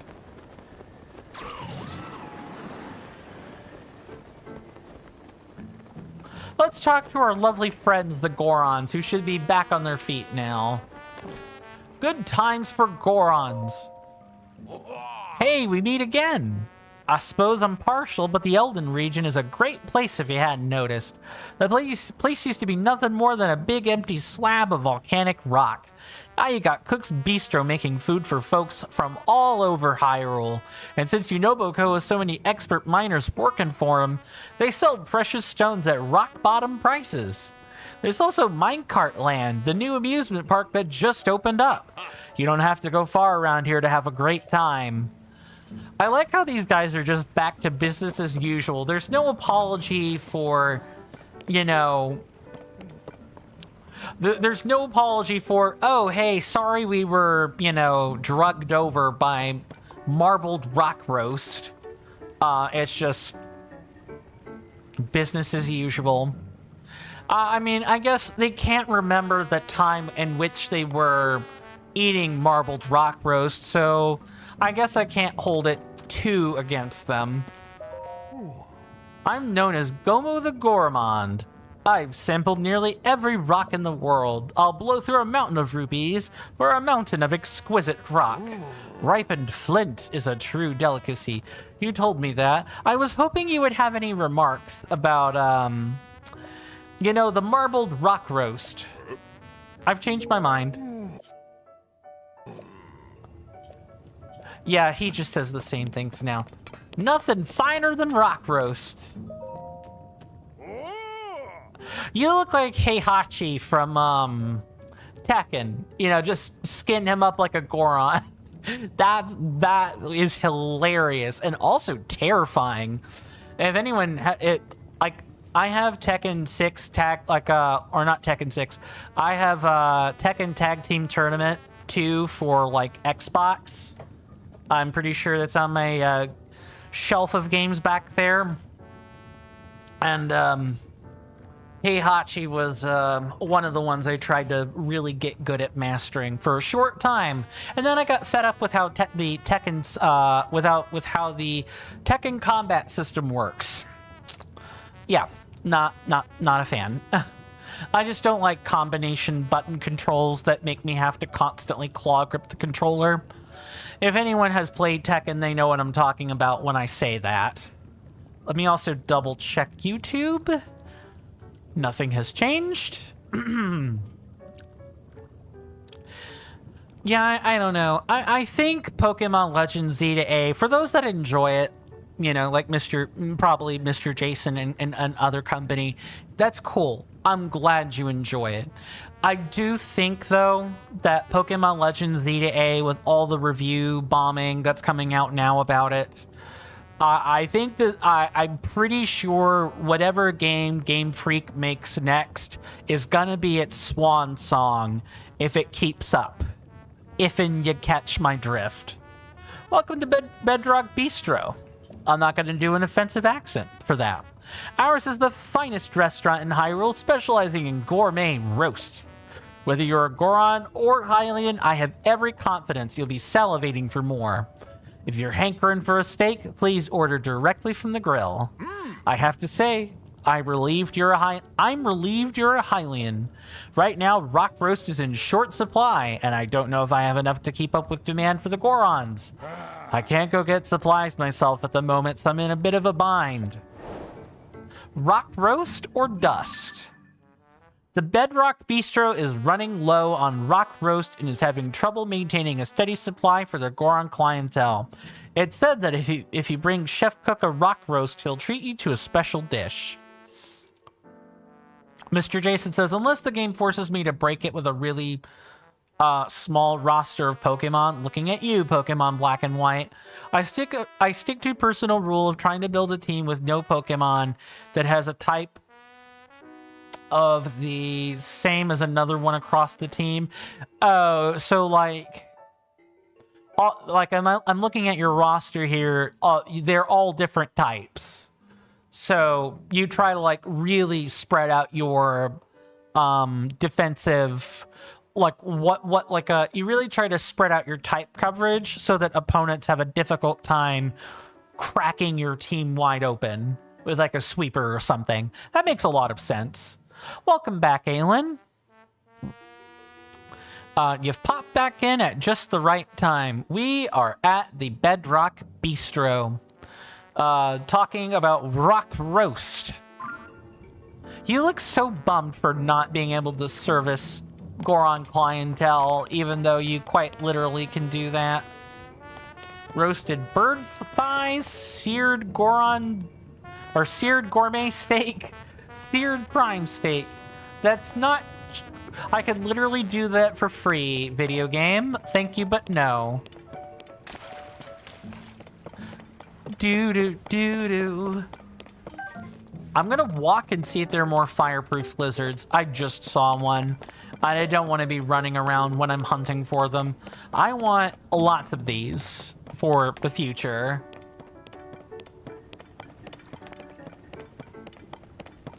Is that Picango? Yeah, it sure is. Are you gonna get all the recipes? Yes, Aelin, I am. That is one of the things I'm working on with the 100%. I'm going to show all the recipe cards during like a very specific time toward the end of the game. You know, just like kind of like how I showed everything with Breath of the Wild. I still need to put up the videos for that. It's one of the nagging things left on my list to do for Breath of the Wild, but I will go over all the recipes. Mr. Jason says, most of the time now, Mr. Coin, you just press buttons and win. Fair. I like a little bit more challenge with my Pokemon games, so I actually don't mind if the base game is more difficult. Which is why I like Pokemon Soulstones 2 so much, because it's not an easy Pokemon game whatsoever. Not hard, but there's a lot more stuff you have to keep in mind. Mr. Jason says, I found 1,000 Koroks, but I was like, nah, to the recipes. That is totally fair. Picango, I was about to talk to you.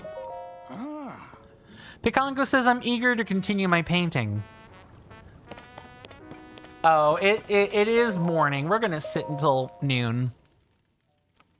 Make time pass. I'm trying to show the complete experience with Tears of the Kingdom. I want to make sure I do that. I try to show the complete experience with every game that I play on this channel. Some games I'm more successful at it than others. Steel Rising was... Part of me wants to go back and do that. Like, not do it over necessarily, but like get the other endings and such. But... like I've said before with Steel Rising, for those that need like a different game as context, I'm going to refer to previous Tales games. Tales of Vesperia is like a really egregious offender of this, where Tales of Vesperia has like a lot of missable skits between the characters, as well as a lot of missable chests and one-time events. There's an event pretty early on where you go to like your first Hubtown village or like your second Hubtown village. Not going to spoil names. And after you finish doing something big, what you have to do is immediately leave the city, right? And then you need to turn right back around and go straight back into that city, or you're gonna miss something if you take a few more steps. It's really bad. It's really bad. People need guides when they're playing through Tales of Vesperia for this exact reason. It's a pretty infamous skippable skit.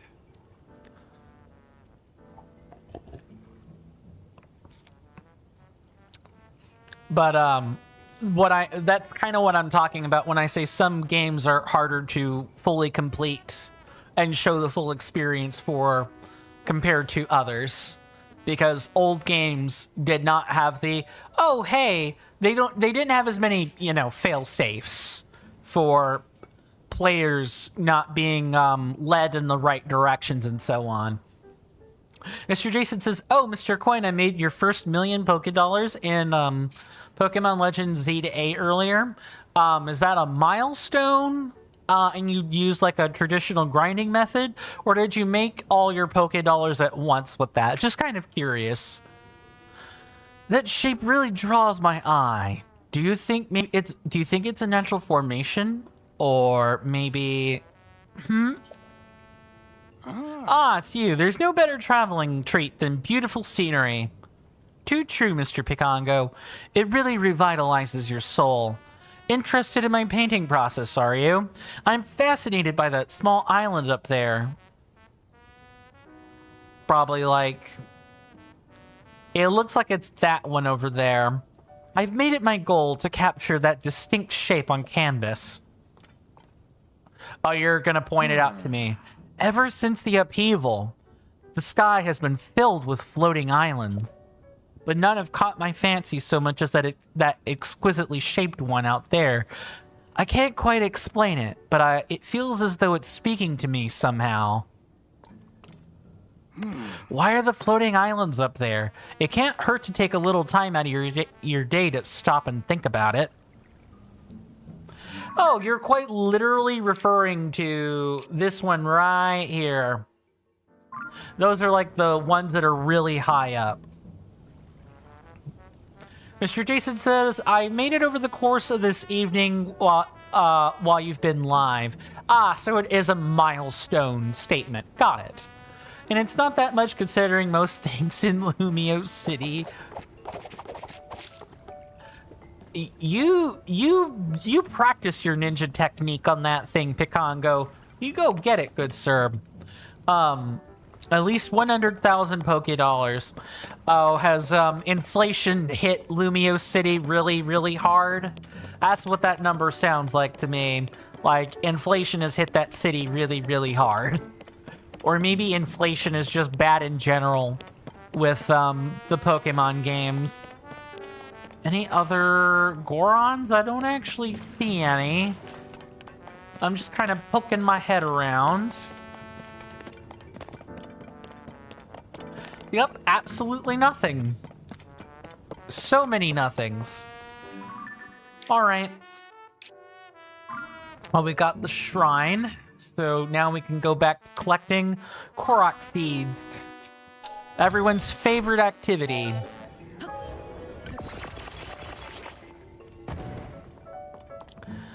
I'm trying to remember. I hate that I'm using a fan game as like a comparison to what everyone is talking about with Pokemon Legends Z to A. But like the fan game is the only point of reference I have for Pokemon in quite some time. I did like partially play through Pokemon Scarlet, so I do have like a basis for, the modern Pokemon franchise as a whole, right? But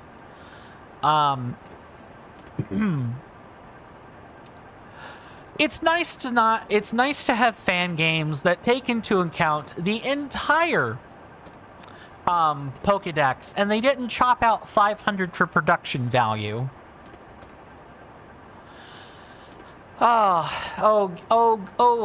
Game Freak, I really do feel for your developers. I'm pretty sure that, like, the Nintendo parent company is purposefully having Game Freak have such a scuffed development time for the express reason of making quick, easy money.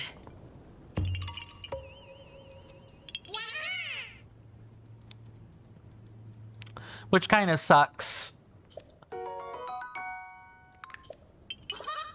I'm sort of hoping that, you know, with all the backlash that Nintendo was getting, they finally, like, ease off some of the, gaffes they've been making. It would be really nice if they did that. Okay, I'm just gonna take a second and totally not comment on this weirdly shaped spigot in Cephala Lake. I'm totally not doing that. Sorry, I'm definitely not a 12-year-old when it comes to humor. I'm definitely not an immature child. Wink wink, nudge nudge. They're going to start going up this way. It's like, what, over here? Yeah, there's one over in this general direction. Let me zoom in a bit more. Right about there, and that should be good enough for me to get the reference. Aelin says, I'm kind of tired, so farewell. Rest well then, Aelin. And remember, ram the bitches, Aelin says. I will do my best to ram a couple before the end of the stream. You have my word. Do rest well and be well, my lovely senator. I hope to see you back sooner rather than later. If not, do take care of yourself, and I hope to see you again next time. And with that, we are going to finish marking up some Koroks, and we're going to get to work harvesting them. We're gonna take care of our menacing friends, and maybe we'll stop by here and do the travel medallion, or do the quest that the Goron child is oh, I see you over there, that the Goron child was talking about. It's this right here. Tell me where the Korok I need to find actually is.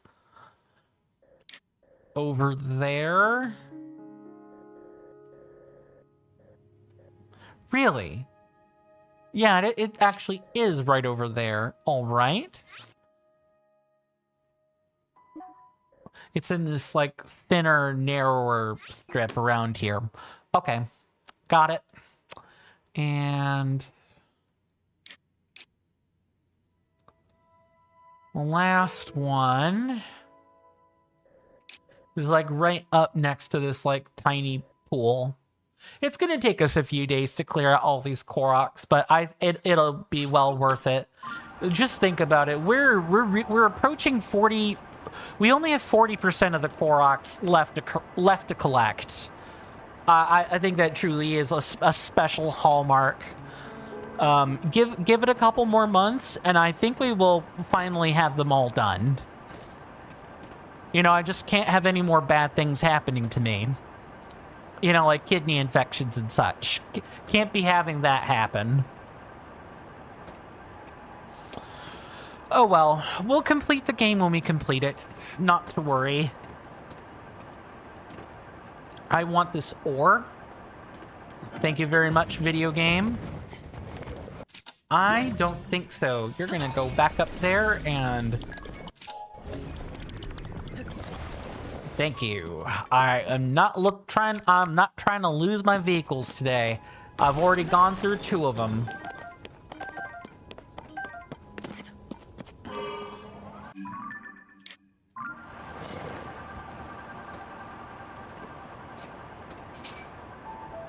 I hope everyone's been enjoying the gameplay and the commentary. We haven't really talked about too many eventful things today, other than, you know, people checking up on my well-being, which I really do appreciate, for the record. Like, I caution people about, you know, parasocial relationships, right? Like, you guys, like, I do my best to be upfront and honest about who I am as a person, but let me be clear, there's a lot about my personal life you don't know. Though I'm kind of an open book, there are lots of things that people could ask me to say, and I'll be comfortable enough to say it.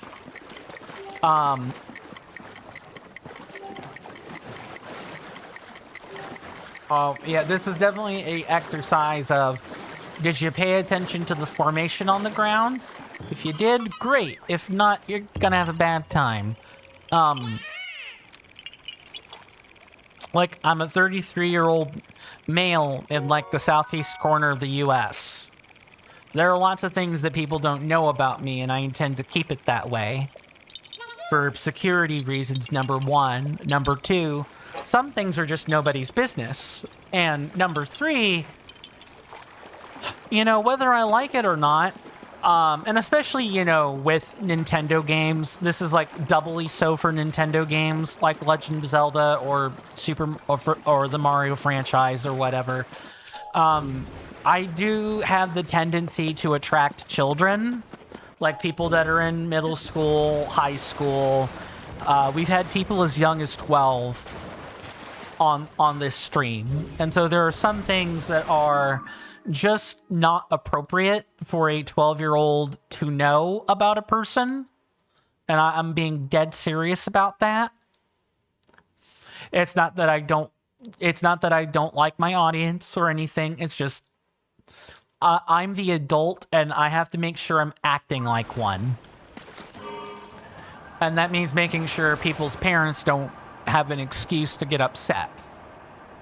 And, you know, it's just the right thing to do. More importantly, I care a lot about children. I want to make sure that, you know, this world gives them a fair shake. That, like, us adults have to deal with a lot of BS. And it would sure be nice if children didn't have to be exposed to certain things that make life very complicated.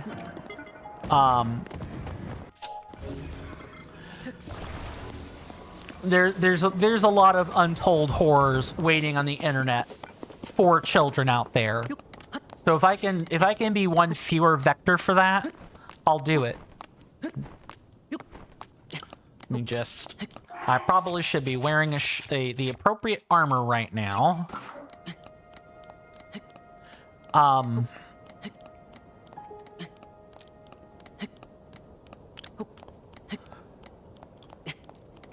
Also, Nintendo games also tend to attract all other sorts of people who maybe should not be exposed to how the real world works, TM, for a number of reasons. It's not even just children, right? But sometimes the elderly and sometimes the people who are considered mentally not all there by larger society. I'd be one of those people, by the way. Like, also, what can I say? More than any another facet of that is, you know, I like being advertiser friendly, and not exposing children or the infirm, or the infirm to things that they should not be exposed to is just a good thing to do. You kind of get my point. Oh, yeah, certain files. Yes, certain files. I hear they get inserted into certain forestry devices quite well. Assuming we're talking about that. We're talking about that in all capital letters. That's about as much as I want to say about that. Oh, right. I have to automate. I have to manually do the commercials. I totally forgot about that. That's going to be this one right here. You hear that off in the distance, my senators and inductees? That is an ad storm. In about 5 minutes, it'll blow over us, and then we can get right back to the gaming. Thanks. I almost forgot about that. Thank you guys so much for hanging out with me. We got all the shilling done out of the way, so I don't need to worry about that. We don't need to worry about that anymore. Like, I know I have to do it, but that doesn't mean people like to hear it. So I appreciate everyone's patience on that. We do take commercial breaks around here. They always happen at the top of the hour, you know, unless I'm being a fool and I forget, or the automation isn't working, or whatever. But at the top of the hour, there will be a timer. It'll be 3 minutes long. I'm away from my desk during that time for the commercial breaks, so I highly recommend we all take a break at about the same time. That way there's no FOMO. You guys don't miss out on the content or anything. I just think that's good practice. Of course, I'm not your parent. I won't tell you what to do. I'm just gonna do this and that. Plonk. Bye-bye. And, you know, after the 3 minutes are up, the commercial break will basically be over. You know, it'll be over before you know it, and we can get back to the gaming proper. And after that, we'll only have one more hour. We'll have about 90 minutes left to go, and we'll be good to go. Another plug. All right. Well, what do you want me to do about that game? Is there anything I can use? Maybe I can staple some rocks together? Or just enough heavy objects that it can actually kind of just pull it out? I wouldn't be surprised if I had to use a device for that.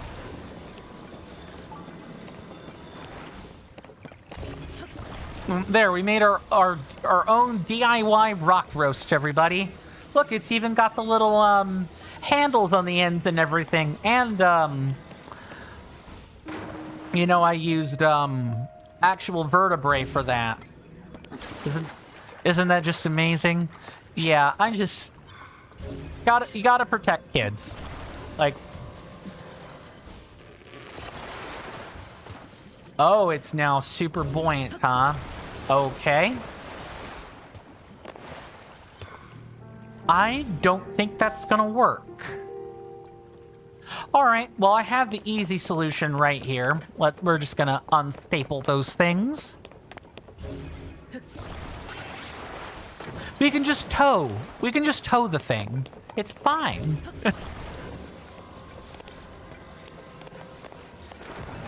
Just put that right over there. Stick the little cork on the end and we're good to go.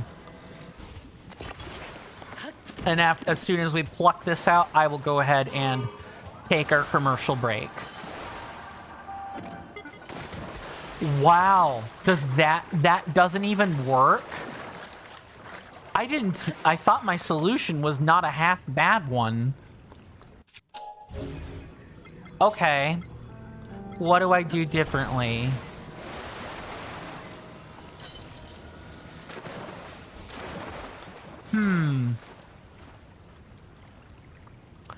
Maybe I need a stabilizer? Let me try that.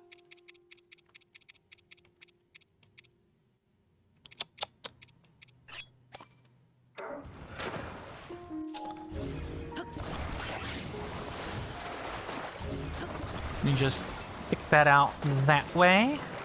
That way, you know, the stabilizer isn't actually going to be weighed down by this cork. We'll have to see.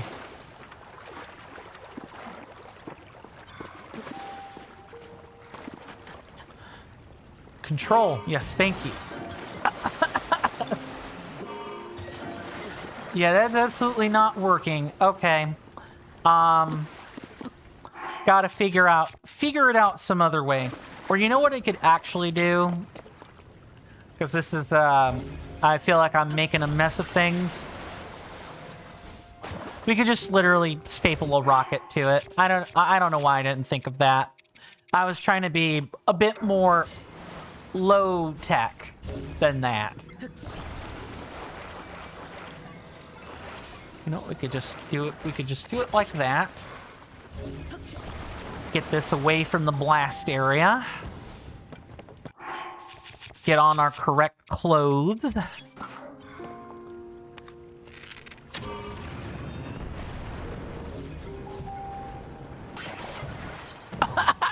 What? Oh, wait a second. I could have used the buoyancy on that, huh? I could have literally dunked it in the water and pulled it out. I totally didn't even think about that. Oopsie. It happened. At least we got it out. That's the important part.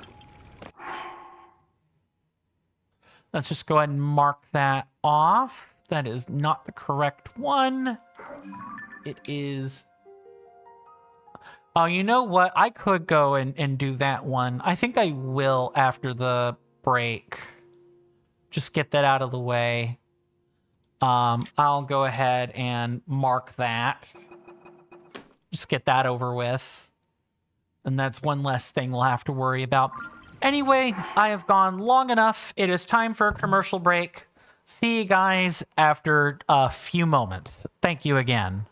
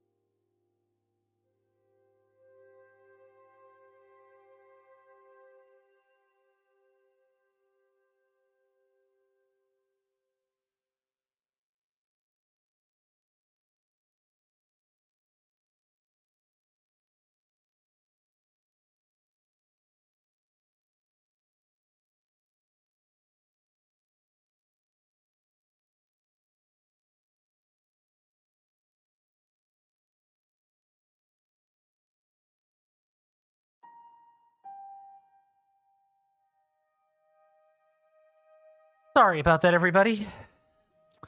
My body was not happy with me. I had blue cheese today, and I am lactose sensitive. But it's worth it for the blue cheese. I like blue cheese. What can I say? Some things you are willing to tolerate some pain for. I apologize for the length of time on that. As compensation, I will endeavor not to take any more breaks until for the rest of the stream. I think that's fair. Now let's grab the Korok that's over here just real quick.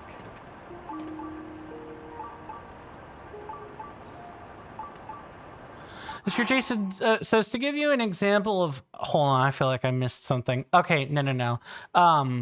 To give you an example of how little that amount is, you have 1,374,792 Poké Dollars, and to buy the 12 Mega Stones from the Stone Emporium, it would take away 910 Poké Dollars. there are also collectible items called Mega Shards that you could trade in for Mega Stones, and to buy all of them, I would need to have collected 4,920 Mega Shards. But Mega Shards cap in your inventory at 999. So then, since they cap in inventory at 999, do you just have to trade them in at an amount that you can carry? So it's like 4, 5, 6 visits to buy them all, or is there something else? Okay, so there's no like bank storage or anything. You literally just have to make a trip and then keep going. That is so tedious. Oh, I'm misunderstanding how something works then. Okay. I guess I will have to correct the count on that when we get to another shrine, assuming that happens at all. We just do that, and then let's get to work. So many Koroks, so little time. I had it perfectly correct. Okay, so that system just sucks so hard. Like, if you're gonna have like an MMO type game, right? Because that's essentially the way you're describing Pokemon Legends Z to A is like hold on. I'm making too many assumptions. Let me ask one last question. Can you trade with other players? And I don't mean like Pokemon. I know you can, that's like a core staple. What I mean is, can you trade like other things to, okay.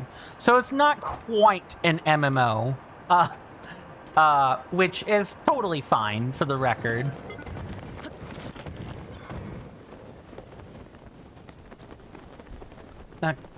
What? Oh, okay. I was expecting an enemy here, I'm not gonna lie. Where is it? Where is it? Where is it? Where is it? Oh, it moved to the outside. Alright. Let me just do that. So it's not quite an MMO. Like, because like in MMOs, right? You know, you can trade with other players for these things. You can't do that. But you can interface with... Actually, this is like supposed to be... Everything is supposed to happen in the city in like an open city interface.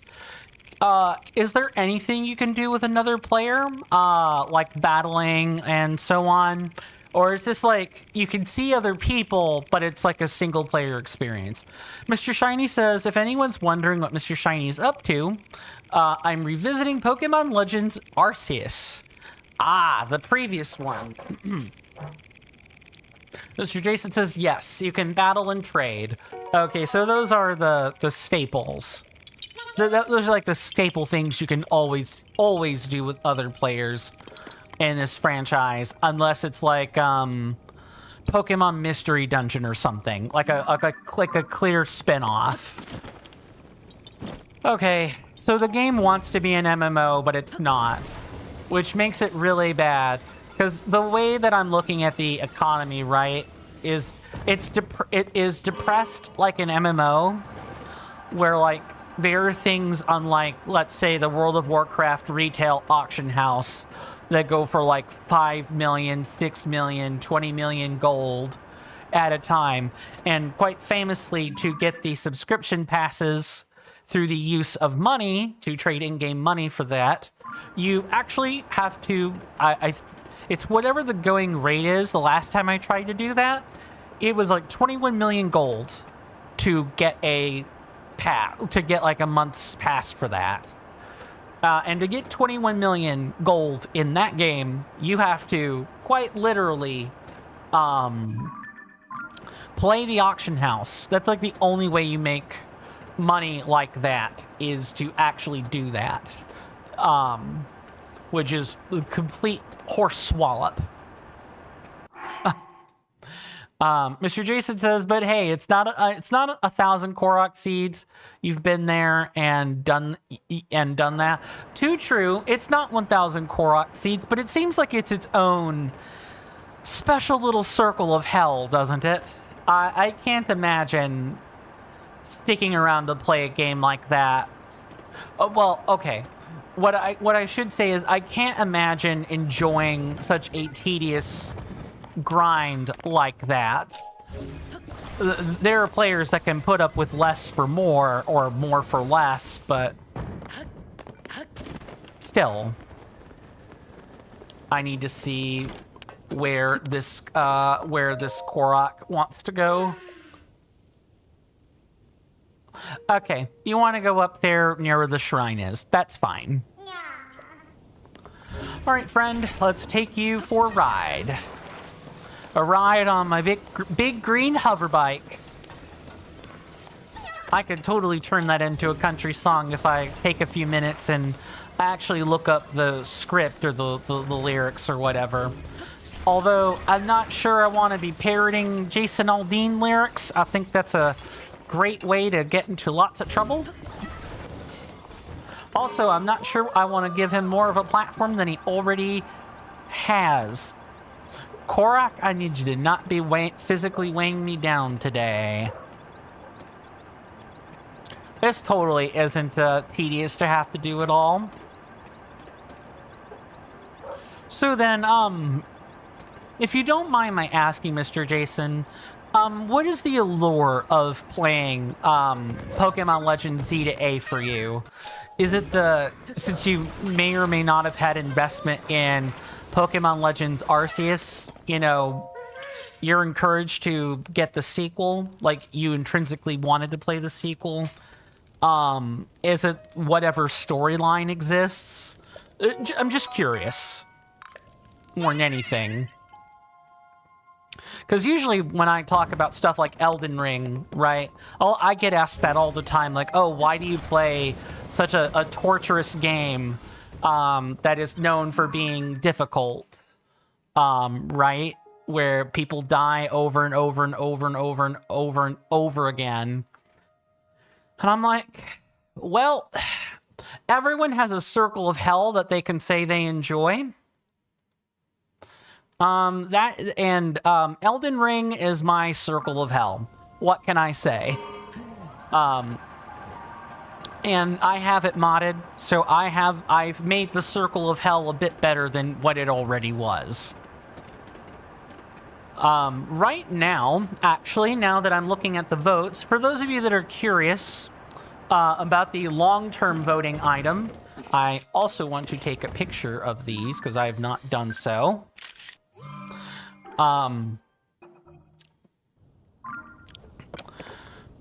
With the long-term game item that we're voting on, right now the winning options are Streamer's Choice and Baldur's Gate 3, which is a CRPG, an isometric RPG with dialogue elements and such.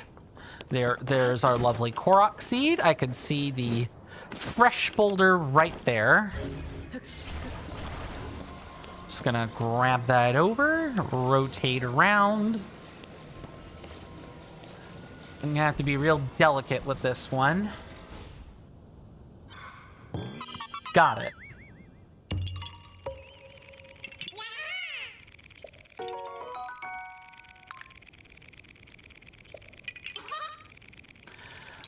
We have made it about a quarter of the way through all the Koroks present in Elden Mountain. There's a lot of them.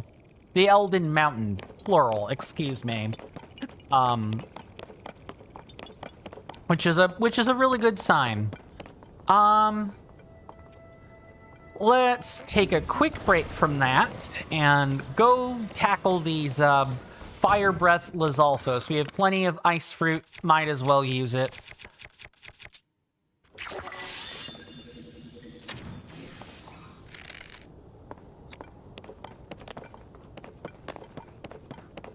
I would like to quickly get these parts and go. A horn that glows red with the power of fire. Cook it with a critter to make an elixir. The right combination could draw out the blazing power contained within. No, thank you. I'm gonna, like, go now. I just wanted to kill that particular specific one. That's it. That's all. Enjoy having... That's gotta be something twisted, like... I could just imagine in, like, a regular game with, like, human enemies in it. You go in, you kill a specific individual, and you leave the rest to wonder what the heck just happened. Alright, now to mark off some more Koroks. Let's see. Yeah, I recognize that. So these first two... One is like... This one's like right up here. Okay. We need to find the real Korok that I need to go grab. It's right down there. Which makes sense. We did keep running by one earlier.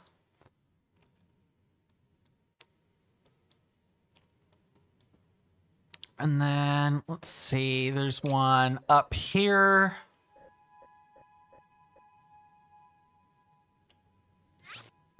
Three.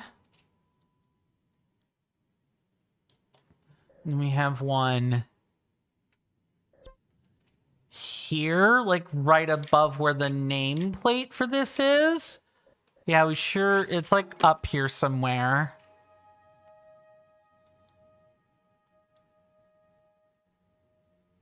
We have one up. Why? Stop giving me Goron or Korok friends. Stop that. Stop that video game. Okay, this one's up here. And the last one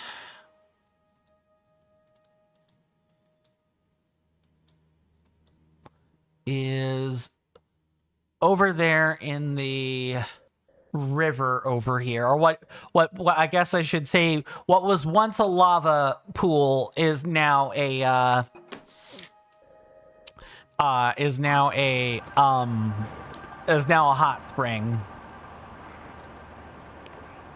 No, oh, they spotted me. Oof.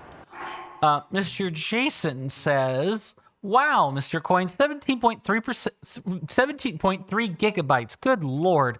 I can't talk today, apparently. Of your Nintendo Switch 2 storage is taken up by 1,755 screenshots and 492 videos. I need to, like, dump off some photos. I need to, like, share them to my private Discord server where I store stuff on it and then go from there. I know the feeling. Do you know what kind of, like, how much storage do you have total?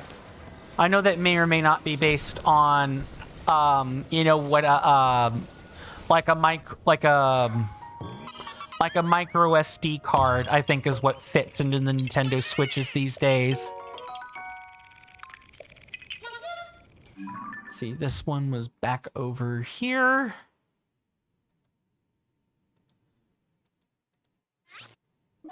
Nope, we're all right. I don't need to do that. I think I have, like... I have way less than the necessary amount of space on my Switch. Although, unlike Nintendo Switch 32 gigabytes or Nintendo Switch OLED model 64 gigabytes, you still have 166 gigabytes remaining. Nice, nice. Okay, you have lots of storage. So I guess it's not a pressing concern, right? Still, I doubt you want to just wait and let, just gonna park it right over here. Yes, I know. I see you guys over there. I'm not intending to go through here in any great capacity. I just wanted to park it while I grab the Korok seed.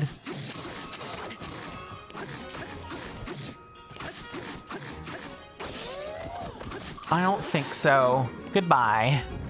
The Nintendo Switch 2, Mr. Jason says, released with 256 gigabytes. Nice. Nice. Okay. That is making some sense then. That's actually pretty nice size for storage.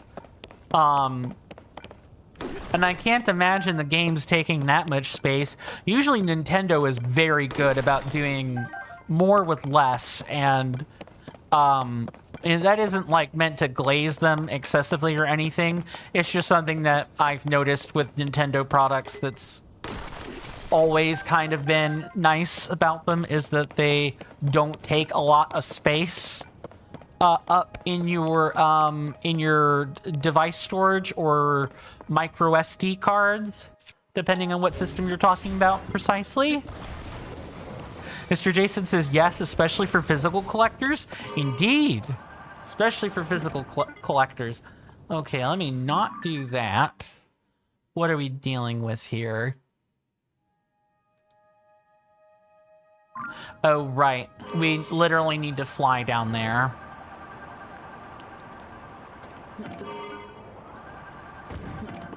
There we go. I'll just take the... Gotta be careful. Oh, they want you to use a rocket, eh? I'm tired of them making the usual noises. I wanted him to make a different noise.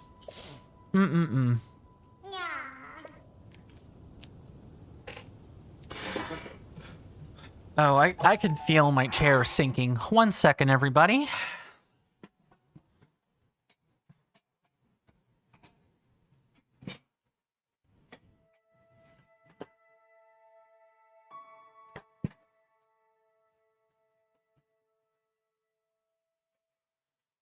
There we go. I feel a bit better now. I don't feel quite so small compared to my computer displays. Anyone else ever deal with sinking chairs? Mr. Jason says, I'm going to head off now, Mr. Coin. It's been a pleasure as always, but it's 10:34 p.m. Totally fair. And I'm going to go to sleep. And by sleep, I mean browse Reddit until you actually fall asleep. Totally fair. That's something I do too, is just browse the Reddit until I'm actually sleepy. Mr. Jason, thank you so much for hanging out with us. I really do appreciate that. Do take care of yourself, my lovely senator. Rest well and be well. I hope to see you back, sooner rather than later. And if not, do take care of yourself out there. And with that, we're going to hopefully batten down the hatches and collect some more of these Koroks. Just gonna go take them out. Thank goodness. It's nice to be able to collect meat out here and not have to worry about it scorching and burning up unnecessarily. I hate that. I really did not like gathering or collecting things out here in the Elden Mountains in Breath of the Wild for exactly the same reason. I hated that about this place. Although if you needed restorables, right? If you needed like roasted meat, the Elden Mountains was a very good place to get it.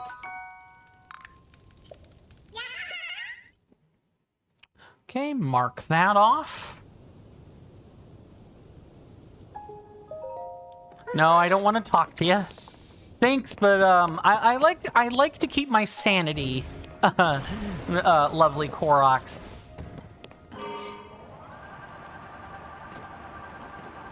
I want those luminous stones. I'm going to trust that I have another... Oh, I don't have more implements to do that with. I'm gonna have to make one. That's gonna be a Horriblin horn. And I'm gonna use one of the black... actually, I should use one of these. Let's use one of these. That is auto build. That is not fuse. There we go. Not the best use of materials, but it'll do. It'll work well enough. I actually wonder how, like, hardness and stuff works in this game. Like, you know, cracking open ore or rocks or sediment and some such. Is it all based off of attack values? That would be interesting to find out for, like, the deep dive we're gonna do toward the end of the Let's Play. Again, I'll make sure I've sourced all that information accordingly. Right now, we're enjoying the game. I haven't done too much digging into anything, and that is mostly because I'm trying to give the community more time to find out more stuff so that I can talk about it. And, you know, give appropriate credit where credit is due.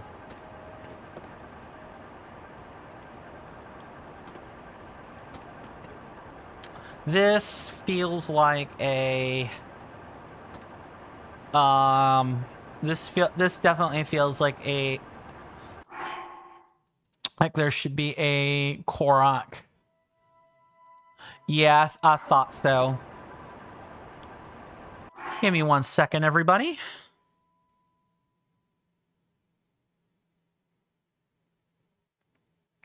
Okay.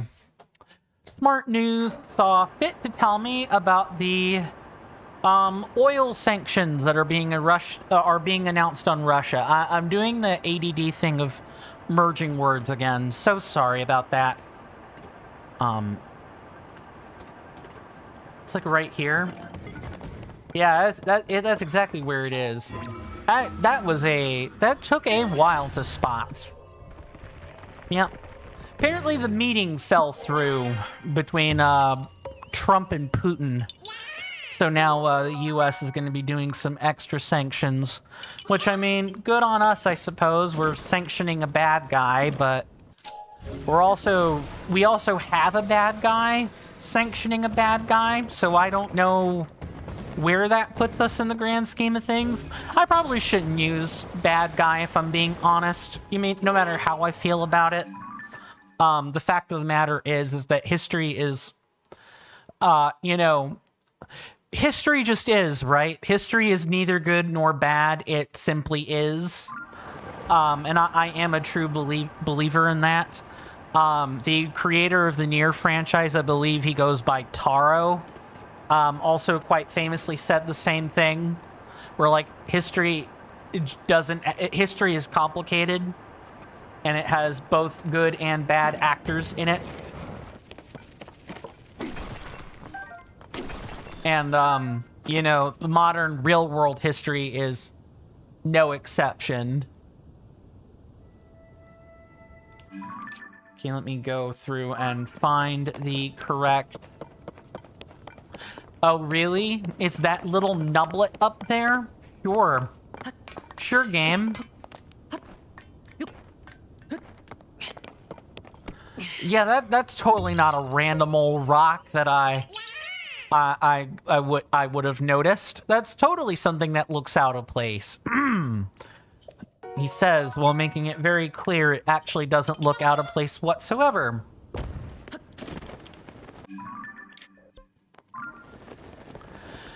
Okay, we're here. We've made it back to the place where the Goron that was looking for Gorondia was. Quote-unquote Gorondia. So we're gonna take a moment and see if there's a quest in there.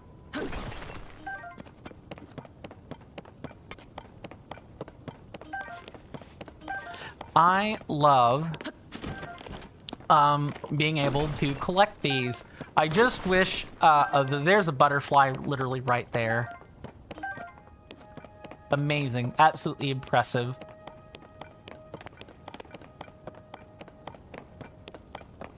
Oh, hello. Gorondia, huh? I heard a Goron talking about Gorondia, so I tailed him here, but is this really Gorondia? No, right? Kind of felt like a no when I was tailing him. I mean, any way you slice it, this is minecart land. Maybe the whole rumor was a bunch of bunk to begin with. Now what do? I told my news agency that I was chasing a huge lead just before I came here, and this ain't huge. That's it. there's Minecart Land, the hot springs, the Yunobo stores, whole lot of stuff to see around here. Makes you wish you had a guidebook for Goron City, huh? Maybe one written by your favorite reporter? Gonna have to update my book's title, though. How about Duma's Guide to Goron City? Yeah, that'll do just fine.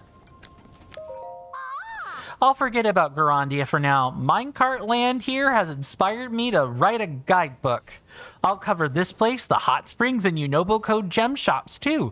Oh, and the book needs a title change. Goodbye, Duma's Guide to the Unknown. Hello, Duma's Guide to Goron City. Yeah, that's the stuff. Alright, let's go to Minecart Land. Maybe I should have put that on the thumbnail.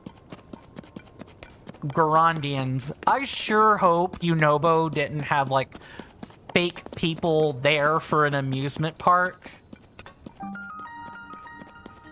Welcome to the Southern Mine, everybody. We're totally not going to immediately regret coming in here without armor. Smile, start with carts. That is not a smile, Beige, Heel, and Cabetta. Customer! We got a customer here. You ready, little brothers? Here we go. From morning till morning. It smiles all the time. Hey, Cabetta, what's your face doing? Get it together. My face? What about your face? Not in front of the customers, brother. Less bickering, more smiling. Okay, let's take it from the top. Ready and... From morning till morning. It smiles all the time. Welcome to Minecart Land, where minecarts mean smiles. Brought to you by the one and only Yunobo. The rules are simple. You ride a minecart down the track, popping as many targets as you can within the time limit.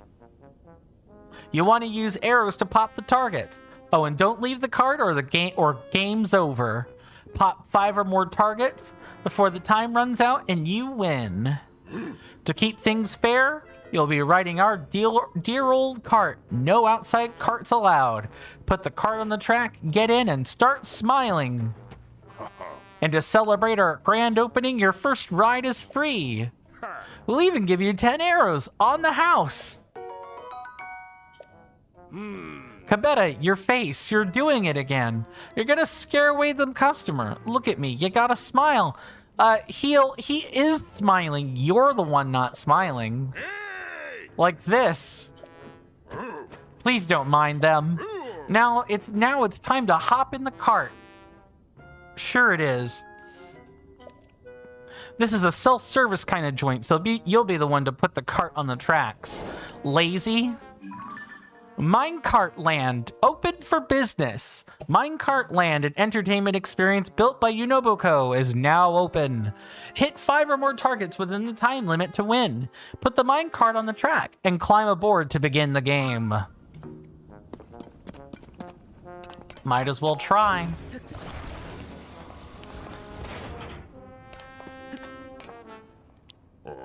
Are you ready to roll? All set. Then let the game begin. Wait a sec while I get all the targets set up. We have a little bit of a cheat code we can do with this. Doot, doot, doo.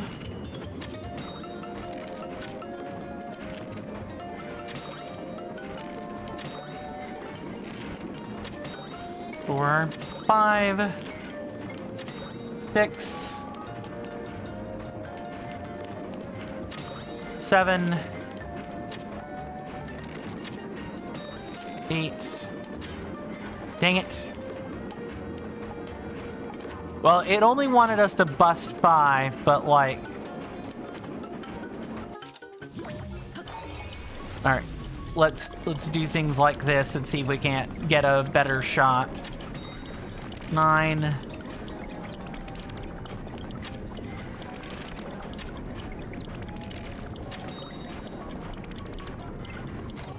I think that's all of them. Oh, no.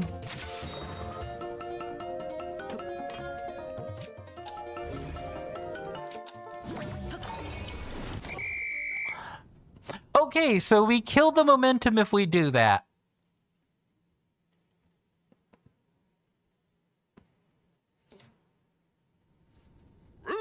It's time to announce the results. Looks like you hit a total of 11 targets. Smile! Amazing, that makes you a winner. Oh no, I was so surprised I forgot to smile. Here's your prize, offered up with the biggest of smiles. You're not smiling. And also that's 20 rupees. What? Your smile still has room to grow, but lucky for you, we've prepped a high-speed course geared toward up-and-comers. If you're interested, come talk to me instead of my brother. I think I'll do just that, Mr. Heel. Minecart Land Quick Shot Course. Yunobo presents Minecart Land. You've cleared the beginner course. Heel invited you to try the intermediate one. I'm gonna save this. I might need to go farm some Demon King bows for this.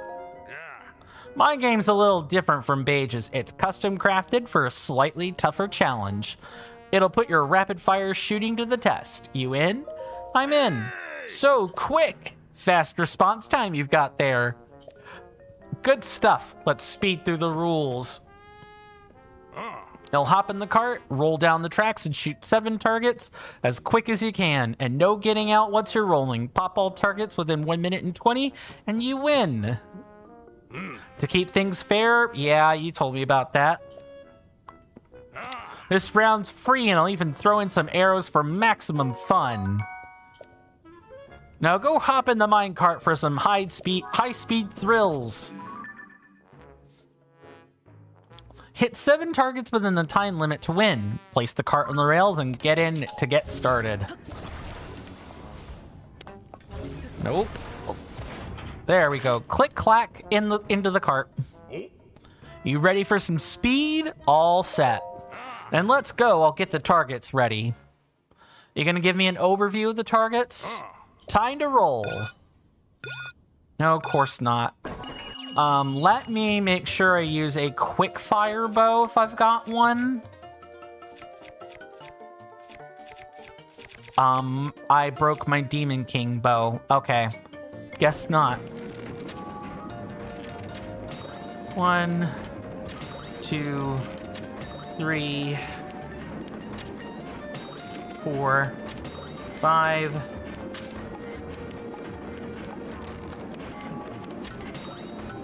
And we're just going to recall this back.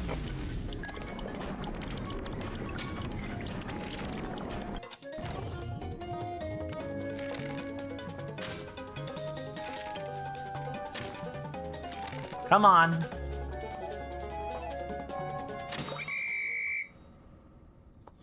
I only had to hit 7. You hit 7. That's game. I totally could have just hit a different 7th target. And let's hear the results. Your time for this run was 35:36. So fast. Fantastic. You've cleared that course in the blink of an eye. Hang on a second. I was so stunned I forgot to smile for you. Here's your prize. Happy face and all. Let me guess, there's a third game that offers more rupees. You beat both my brother's courses. You're pretty incredible, you know that? Watching you handle that minecart gave me an idea for a course of my own. I'm gonna set it up at Death Mountain. In fact, I think I'll go set it up now.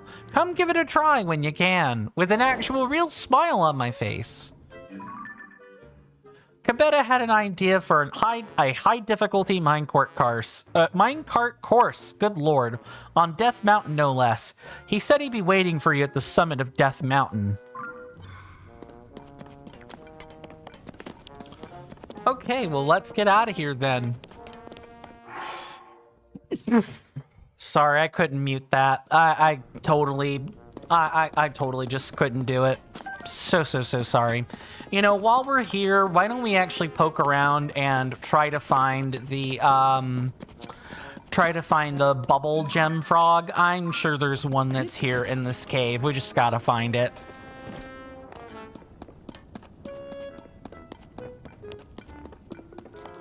Might as well eat this last simmered fruit. Might even have to do more farming on camera. I actually don't quite know. I'm trying not to do that because I know that's boorish. But, if you gotta farm, you gotta farm. Let's check here and see if there's a bubble gem frog waiting for us. Well, there is a treasure chest and a rock wall. In its former state, this hefty weapon knocked out many a foe. Decayed, it still packs a punch and is great for breaking rocks. Okay, we do have the cobble crusher. I'll take it with us. It says it's great for breaking rocks. Let's try it. It ain't lying. It actually did do that really nicely.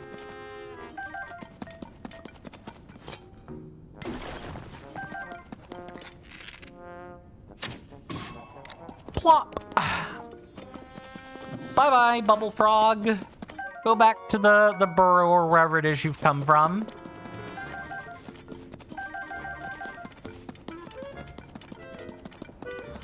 All right, now let's get out of here.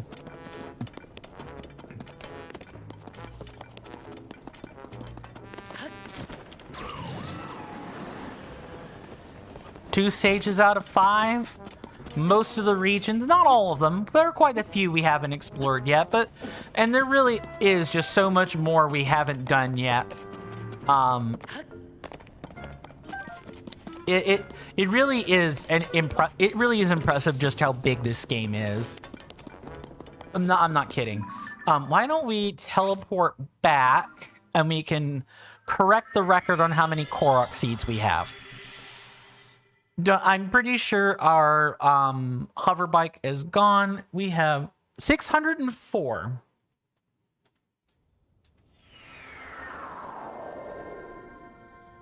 Yay! We are actually over 60% of the way done. We are 60.4% of the way through these Koroks, and I could not be happier.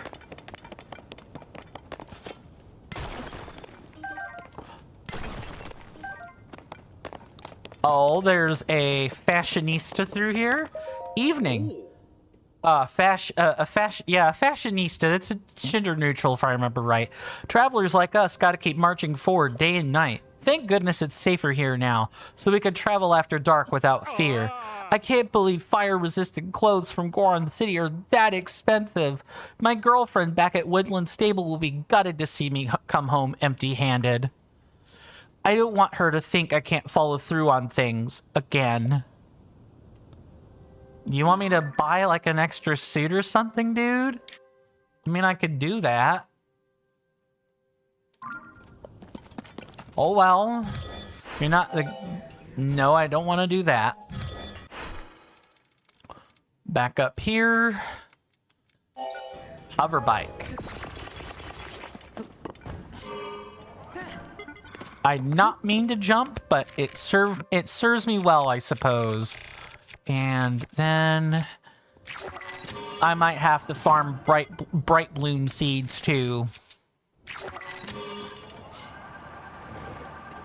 All right, let's get crack-a-lackin'. And it is also time for the commercial warning, the warning for the commercial break. No, that's not. I did it again. Oops. I clicked on the wrong one. See you guys after the break.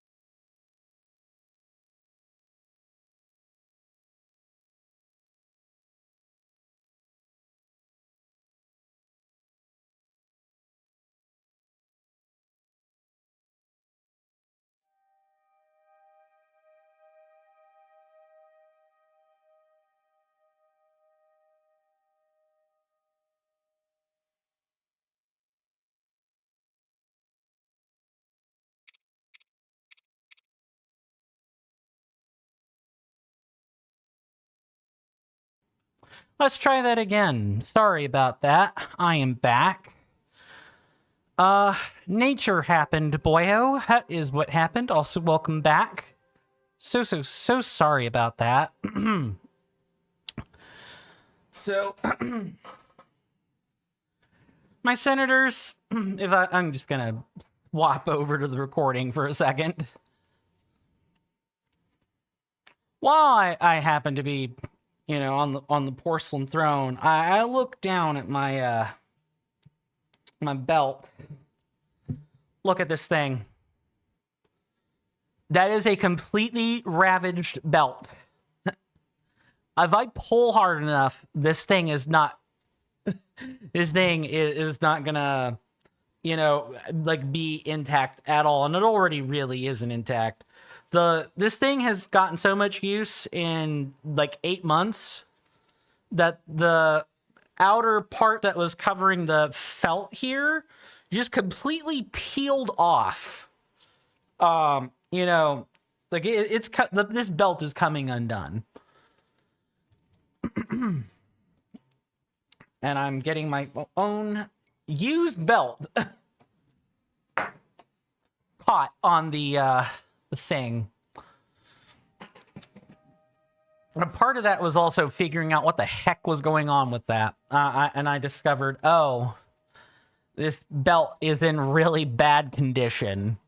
But also, you know, my body is not happy with me thanks to all the cheese I ate. So, all the blue cheese. I am lactose sensitive, so I've spent more time on the toilet today than I would have liked. But some things are worth that price. I will... We're at least going to be going for another 22 minutes. I'm probably going to go for, I'd say, an extra 10 minutes on top of that as compensation. And also, what I think I did there is, in case the question of what happened was, why did you... We were talking about the... at the 5-minute warning, why did we get an unexpected ad? I clicked the wrong thing when doing it manually, is what happened. I'm not very happy about that, of course, but that is what happened. I have to make sure I take an extra second and... Hello? Reed. Hello, Mr. Bloopy. I'm just gonna take that money. Thank you very much. So sorry about that, everyone. Yes, I too would like to get you off to your friend. Yes, where do you want me to take you? Down there? You got it. That's pretty easy to do. Now, for those of you that have played through Breath of the Wild, up here we had to go tote a rock roast all the way back up for a Goron that went off to dig. That went off to you know, find the legend of the hero all by himself. It was quite the annoying little escort quest, but if you pay attention to a few things, it actually really isn't all that bad. Just do things like this. And we're gonna have to... no, actually, this may be okay. We just kind of pick a spot. Maybe right here. So, it's not... Okay, what's going on? I don't think that's it. I think there's another enemy. Never mind, that is it. Let's get you out of here and off to your friend.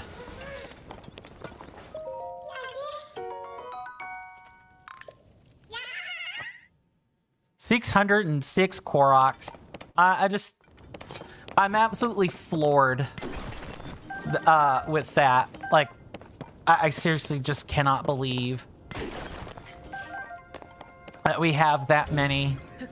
It is 50 episodes, so I mean, anything is possible, but let me go ahead and mark that off on my map. Plop.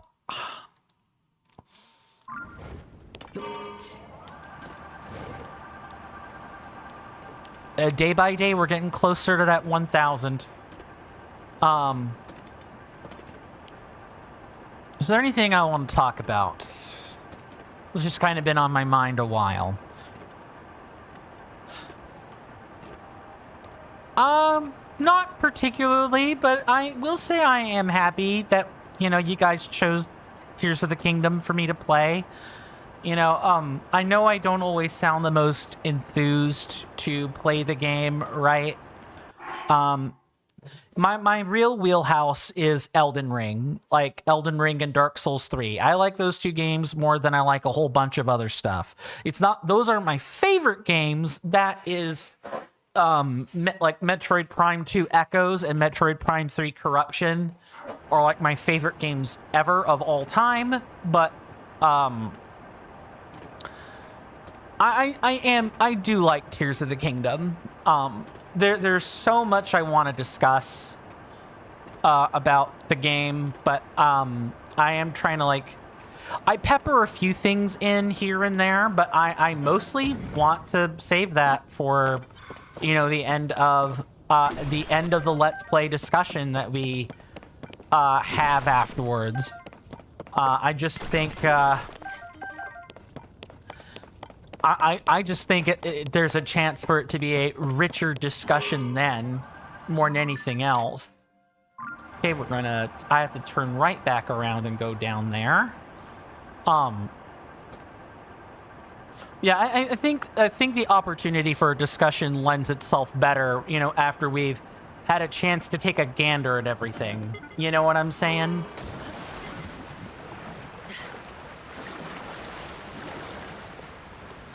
That doesn't mean I won't answer questions if people, you know, if people ask me a question, I am still going to field that question, right?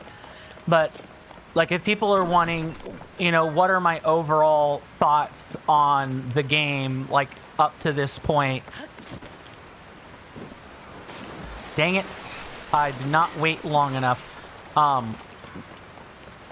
You know, I'm going to probably say, well, here are some things I could talk about now, but I want to kind of save that for, you know, the end of the Let's Play, right?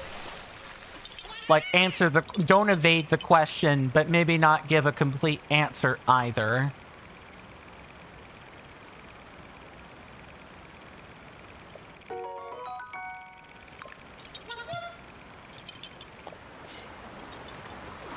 Like, you find the middle ground on stuff like that, where I'm trying to, you know, keep my creative vision for the LP series intact while not being evasive with answers. Because if there's anything that's going to make people walk out of your stream, right, it's going to be when you're being evasive. Okay, here's one I can put in right there. And then we're going to try to, like, zig back around and start sweeping back over to the right. We have the Goron Hot Springs. There's one maybe like right over here-ish. And then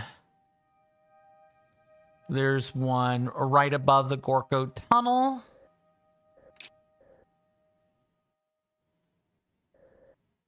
It's like here. Yeah, it's like right here. And then sweeping back over.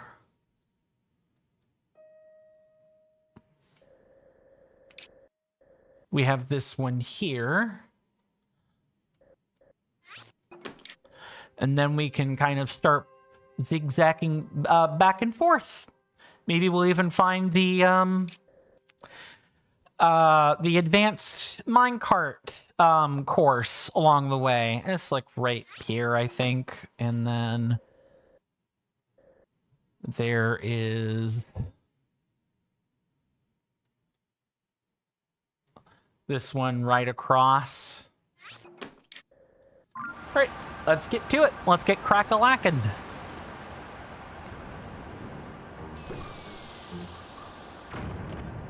Ooh, I want ore. Give me ore.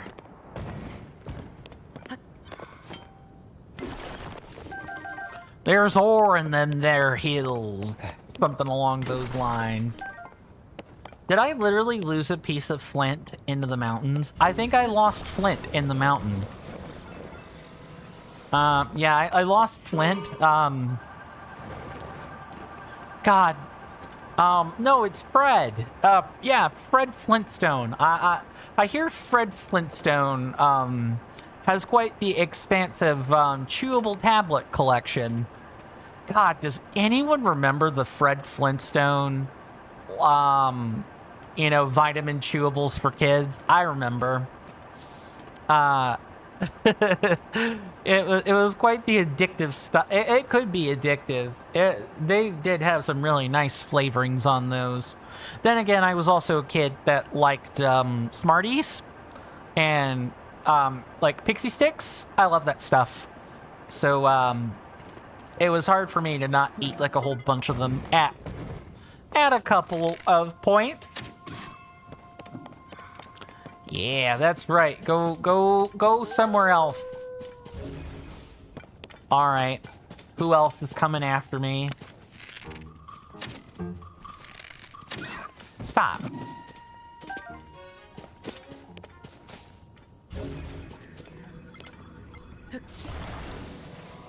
Hopefully everybody has enjoyed the gameplay today. I realize that, my commentary isn't always the best, right? What am I missing here? Let me get out of shot and see how I'm supposed to complete the pattern. Is there? Oh, okay. Yep, it's this. It's this hole right here. What? Oh, there are two of them. That's the problem. There are two of them.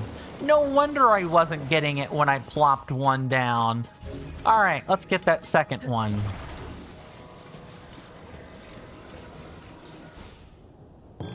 There we go.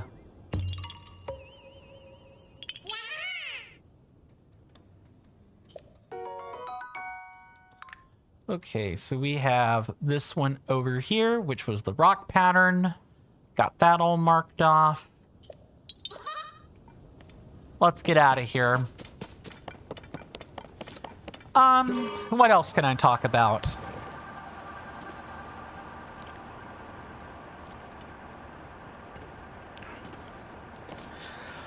Oh, I hate to do this. If you're not 18 or older, you probably shouldn't listen to this next part. I've been watching everyone react to Shiwan Head recently. She did a, I wouldn't call it a slop video, but that is how she described it. It's a video reviewing the book Morning Glory Milking Farm. It's a smut book. It's written pornography. That's really what it is. Just gonna go ahead and park it right there. I'm not gonna mention too much about what it is, but let's just say it involves cows. That's it. It involves cows. I'm willing to bet we have to jump from somewhere. Or we have to, like, land on a target or something. That's what I would think. Or I could be totally flabbergasted. Weird. I am getting the position right? Am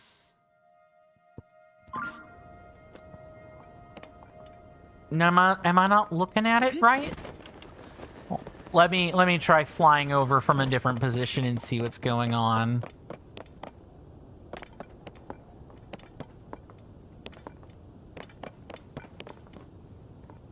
Really? Alright, let's see what the map has to say about this. So looking from my map, it should be like down here, which means it's probably, yep, that's what I thought. I thought it would be topside.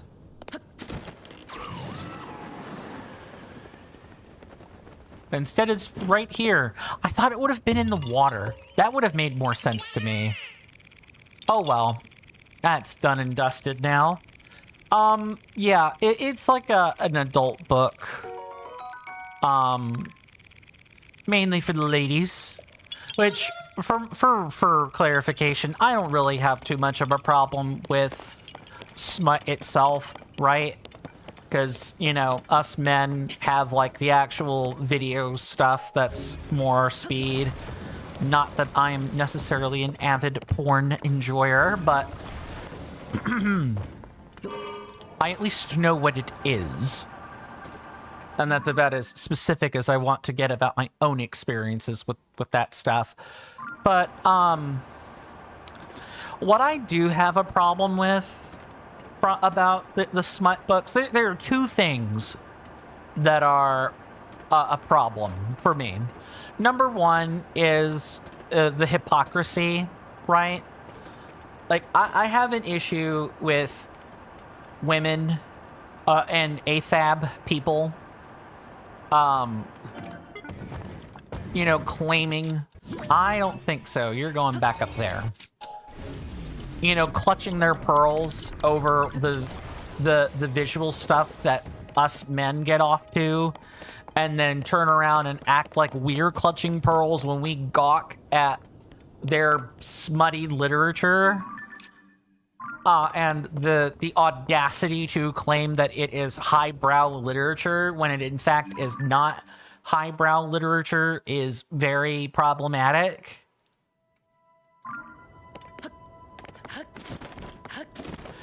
Like, the hypocrisy is just the most laughable thing about about the uproar over these books, right?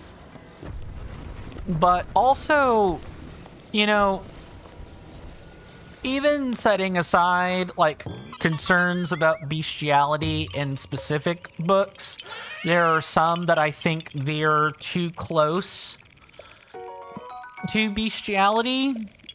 You know, having sex with animals. Even with the ones that don't, right? It's, if you...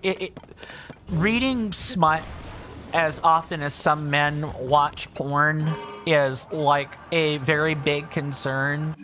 If you sit and, you know, rub one out all the time, your brain chemistry is going to be changed by that, right? Your brain chemistry is absolutely going to be changed by that. Like, no questions asked. You know, your neuroreceptors become fried because they're constantly receiving dopamine. Gaming in huge quantities is actually kind of the same thing.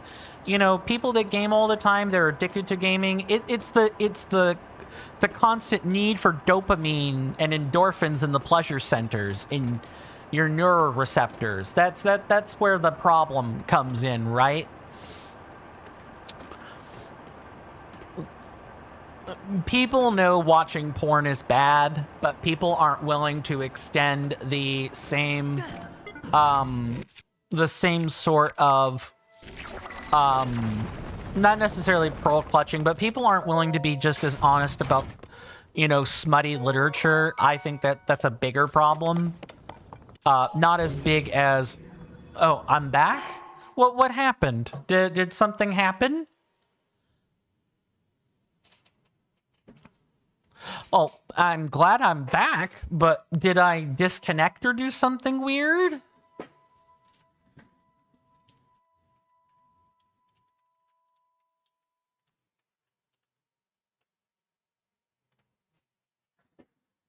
You left for a little while after the ad? Yes. I had to go sit a while in the bathroom. That's what happened. It took me a long time to come out of the bathroom. My body has not been happy with me today. So I do apologize about that. That is not usually something I have to worry about all that much.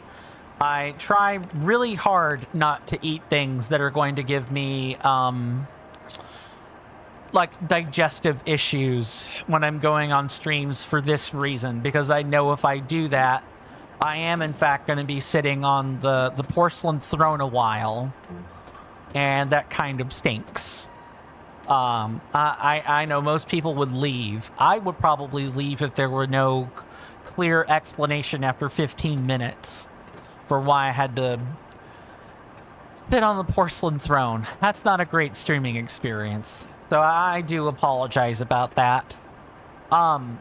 Getting back to what I was talking about before with, like, the dark romance novel craze that's been going on. And I think the bigger, just like the hypocrisy is like the biggest part of what my problems with what Morning Glory, milking farm is. I think that's like the biggest issue I have is the hypocrisy. But then, like the psychological health aspect of,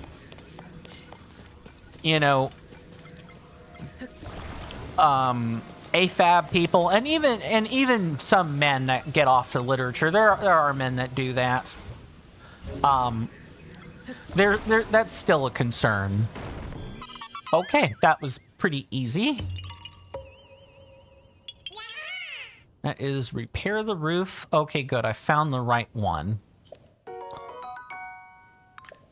So it'll be 6:40 when I get, or 6:42 when we turn in. We got about 10 minutes before the stream is over. I want to try to make that count.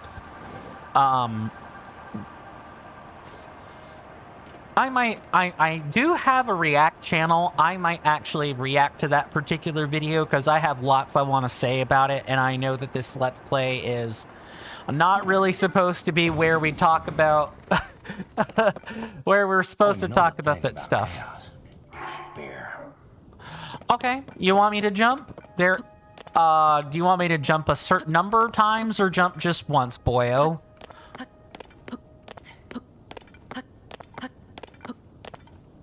Thank you very much for redeeming that.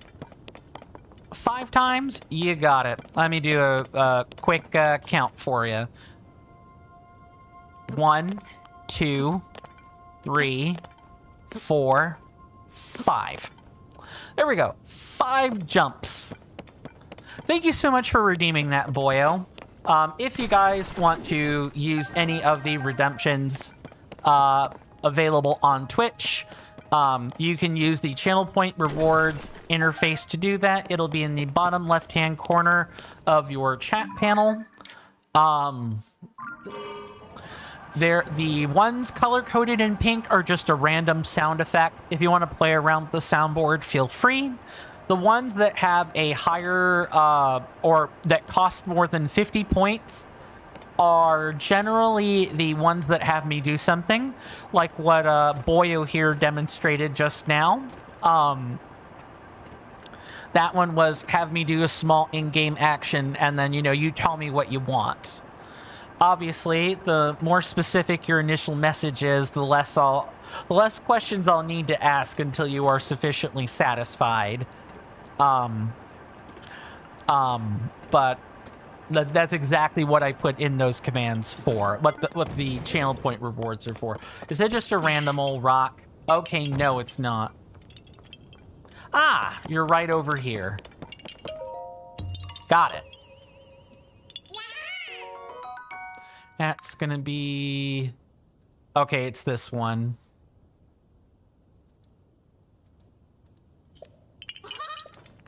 One more, and I think we're gonna go find that advanced course to kind of end things off. That really high speed, high stakes mining cart course. As like a good capstone for today's stream. Also, something else that I think about now when it comes to the dark romance literature craze is I've been thinking about I'm taking a break on working on my own novel that I'm writing to write the stuff that is making lots of money. What's making money? Morning Glory Milking Farm. It's a female-centric novel. And I'm literally not gonna say more than that because I don't know what kind of age of people I'm dealing with here. But I've been thinking about taking an AI chatbot or something and having me kind of like help with the storyboarding for such a thing so that I can start making money. Welcome on in, Spanian. Good to see you. Hopefully you're doing well in both body and mind today, and I hope you enjoy your stay. You've come in just in time toward the end of the stream today. We are getting ready to take on the advanced minecart course on Death Mountain as our, end of stream capstone today. But hopefully things are going well for you in your slice of terra firma. Things are going all right for me. Just discussing some real world things so that it's not all, how do I word this? Okay, those are just literal minecarts.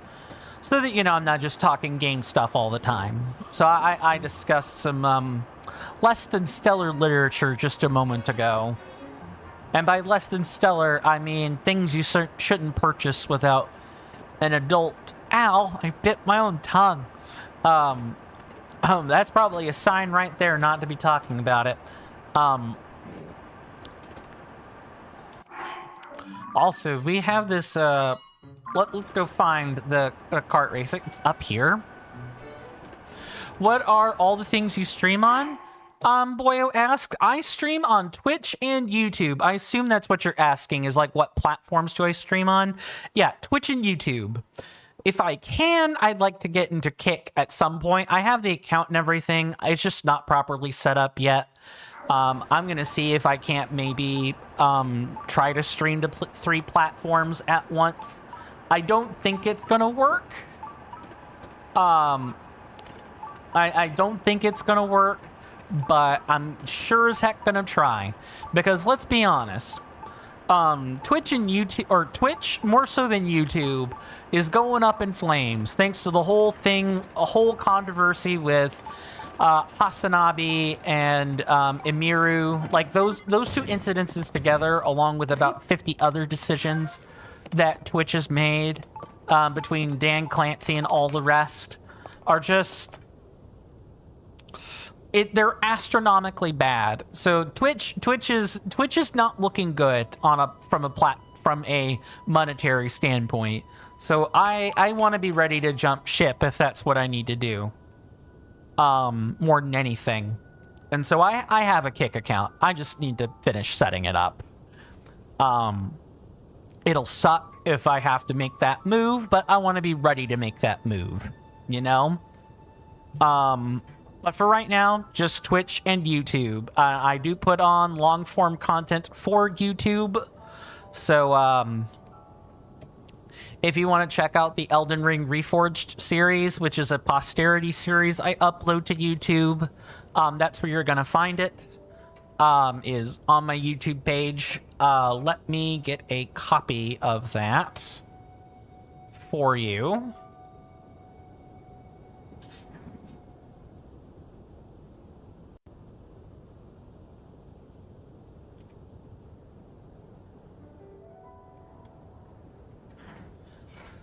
That is my YouTube link. I have the Elden Ring Reforged series on there. There's no voice, and there isn't a camera, so it's not like the best bit of work I have, but it is the current series I'm working on in case I do any challenge runs or anything like that. That's the playlist I'm using, and I'm also working on publishing another long-form series for the 50 subscriber special, Outward Definitive Edition plus mods. I'm gonna see if I can't get some editing done on that today, actually. Ooh. But I do put content on my YouTube channel, along with other stuff. I just knew you'd come. Also, all my vlogs are on my YouTube, so if I need to talk at length on camera, YouTube is probably where you're going to find those. Spanian says, it's funny. You've been discovering many streamers and video makers recently through YouTube comments or other websites.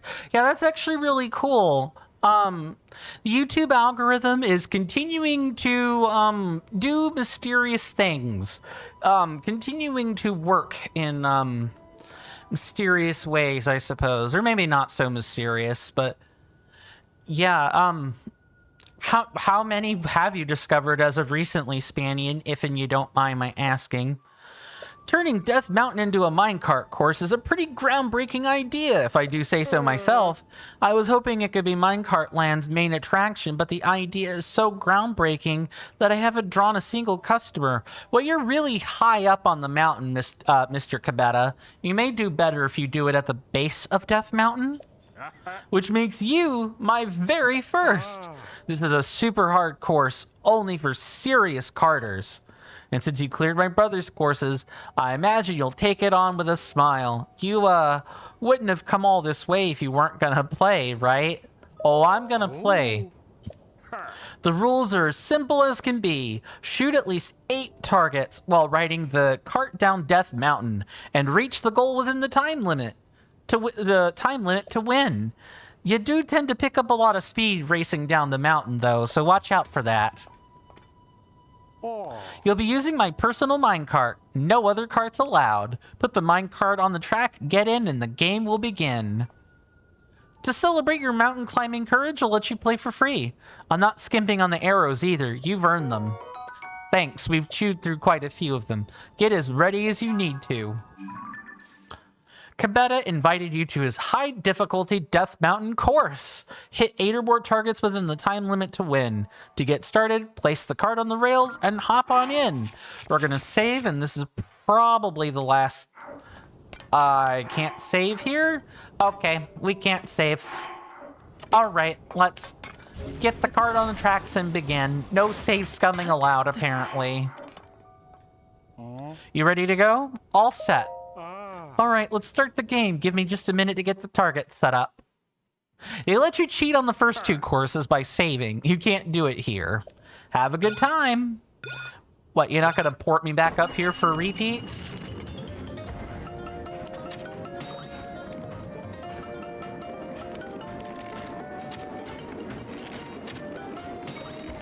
Okay.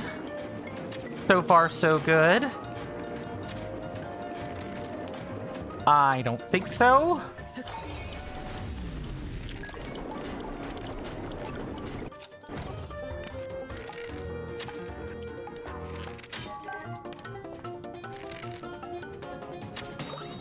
That's 4. Let's go ahead and break this bow and keep moving. You got this? Thank you, boyo. Much appreciated.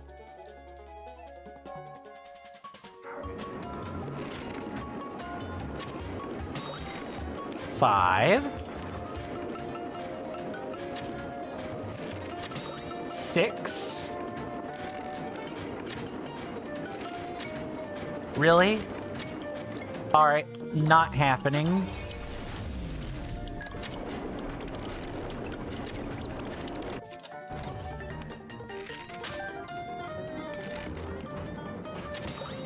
Seven. Really? How? Mr. Spaniard says, I don't check recommendations. Fair. I don't either. I read blogs, check out websites, mostly NeoCities. That's cool.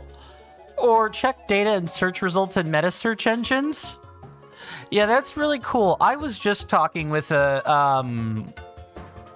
I was just leaving a comment on a, another YouTuber's, like, video the other day.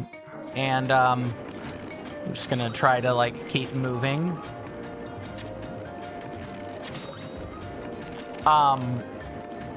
And I basically told him, like, yeah, you want to leave as little to the YouTube algorithm as possible. There's definitely going to be a higher reward at,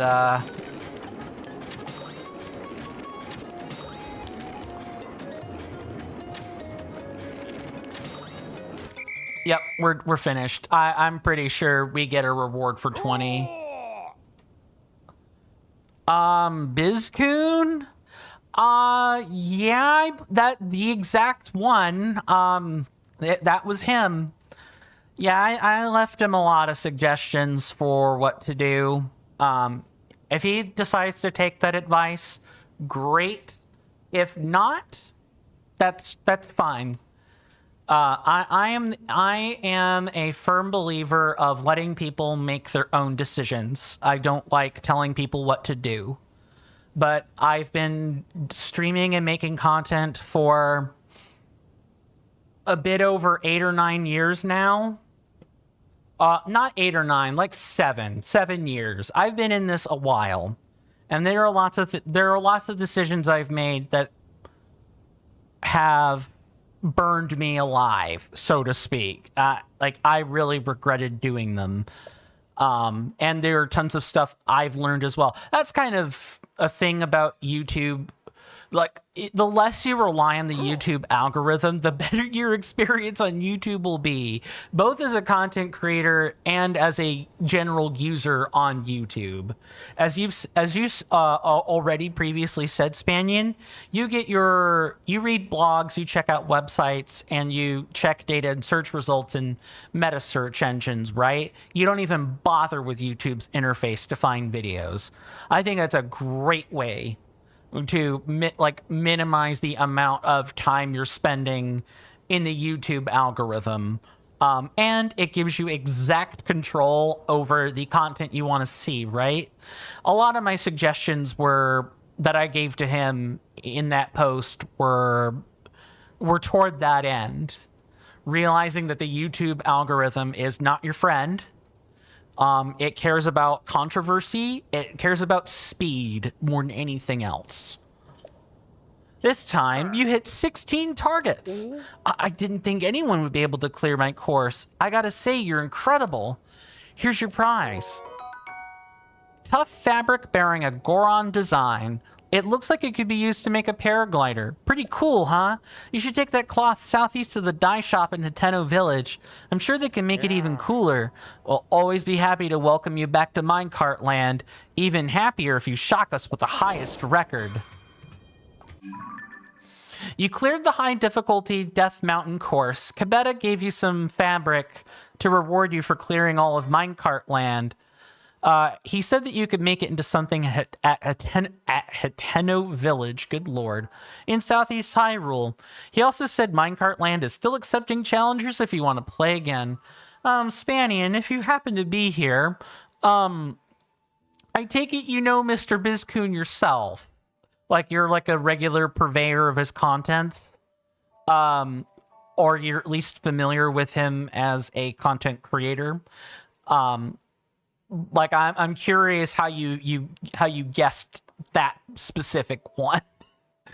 And I get the feeling it's because of association.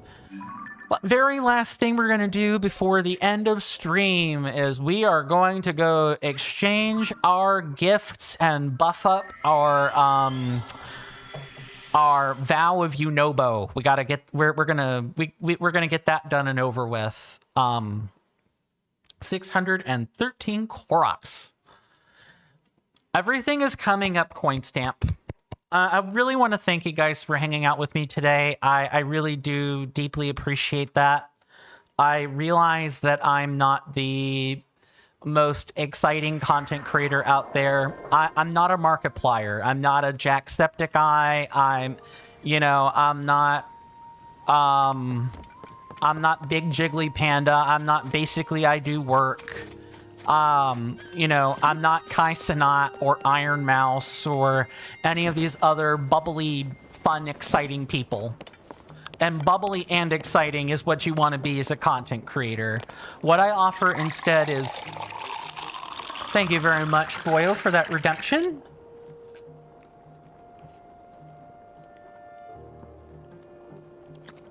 A nice big 2.5, 3 ounce swig just for you, boyo. Thank you.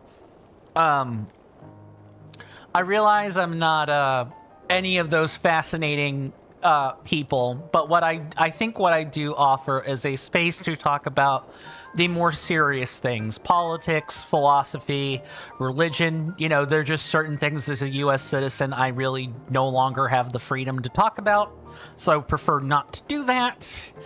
But outside of like a really small, tiny percentage of subjects, I'm willing to talk about just about anything else. And I also offer a place where people can share with perhaps a community of like-minded individuals, you know, a place to be serious. If you have something that's bothering you, I want you to be able to talk about it and not have a toxic positivity streamer or a streamer that is begging for corporate sponsorship. Oh, you can't talk about that. Actually, I need you to not say this word or that word or whatever. Right? I want to be a channel where we can sit and discuss the game, but if we need to take our heads out of the sand and look around and acknowledge real life, we can do that.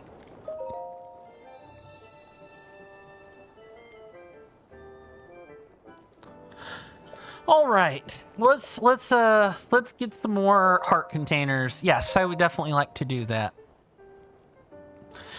Spanian says, all right, I need to go now. I'm setting a bunch of tech stuff up on my end. Probably won't make internet interactions for a month.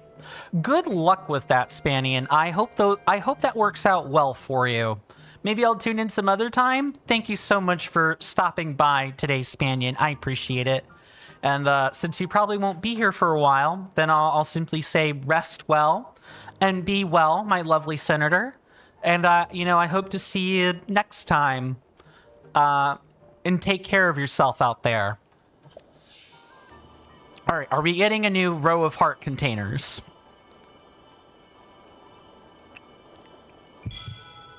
I do stream Monday through Friday, 1 p.m. to 5 p.m. If you want to know when next to stop by. I should have said that earlier. Whoopsie. Yes, we have a new row of hearts, everybody.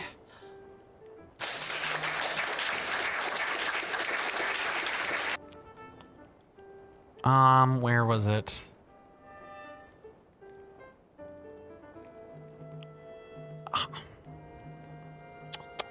Dang it, it was this soundboard. Here it is. I'm going to bend what I want, when I want, who I want.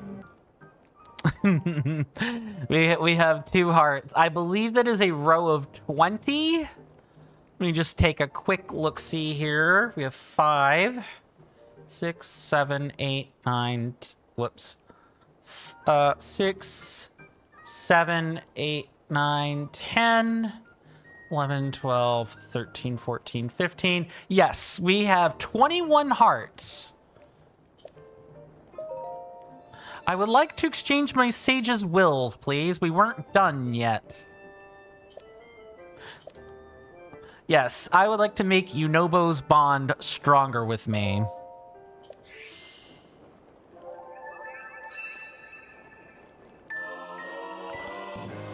The Solemn Vow of Yunobo, Sage of Fire. The strengthened vow of Yunobo, Sage of Fire. Your reinforced bond with Yunobo has increased his avatar's attack power. Nice.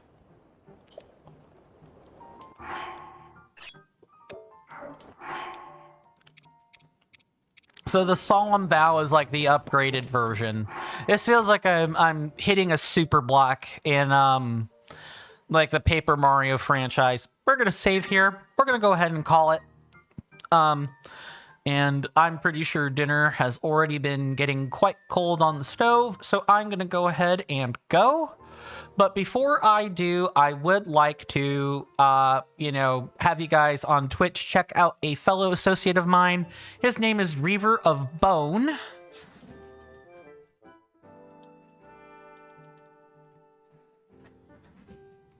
He's playing some Hollow Knight, like a regular OG Hollow Knight. So if you want to go check out his channel, he plays lots of variety stuff like I do. I think you guys will enjoy, his channel as much as you enjoy mine. Boyo says, all right, see you tomorrow. Thank you so much for stopping by, Boyo. I really appreciate the company. Hopefully I will be on time and there won't be any mishaps happening tomorrow. But thank you so much, my lovely senator. Do rest well. Do be well. I hope to see you back sooner rather than later. But if not, for whatever reason, do take care of yourself. Stay safe out there.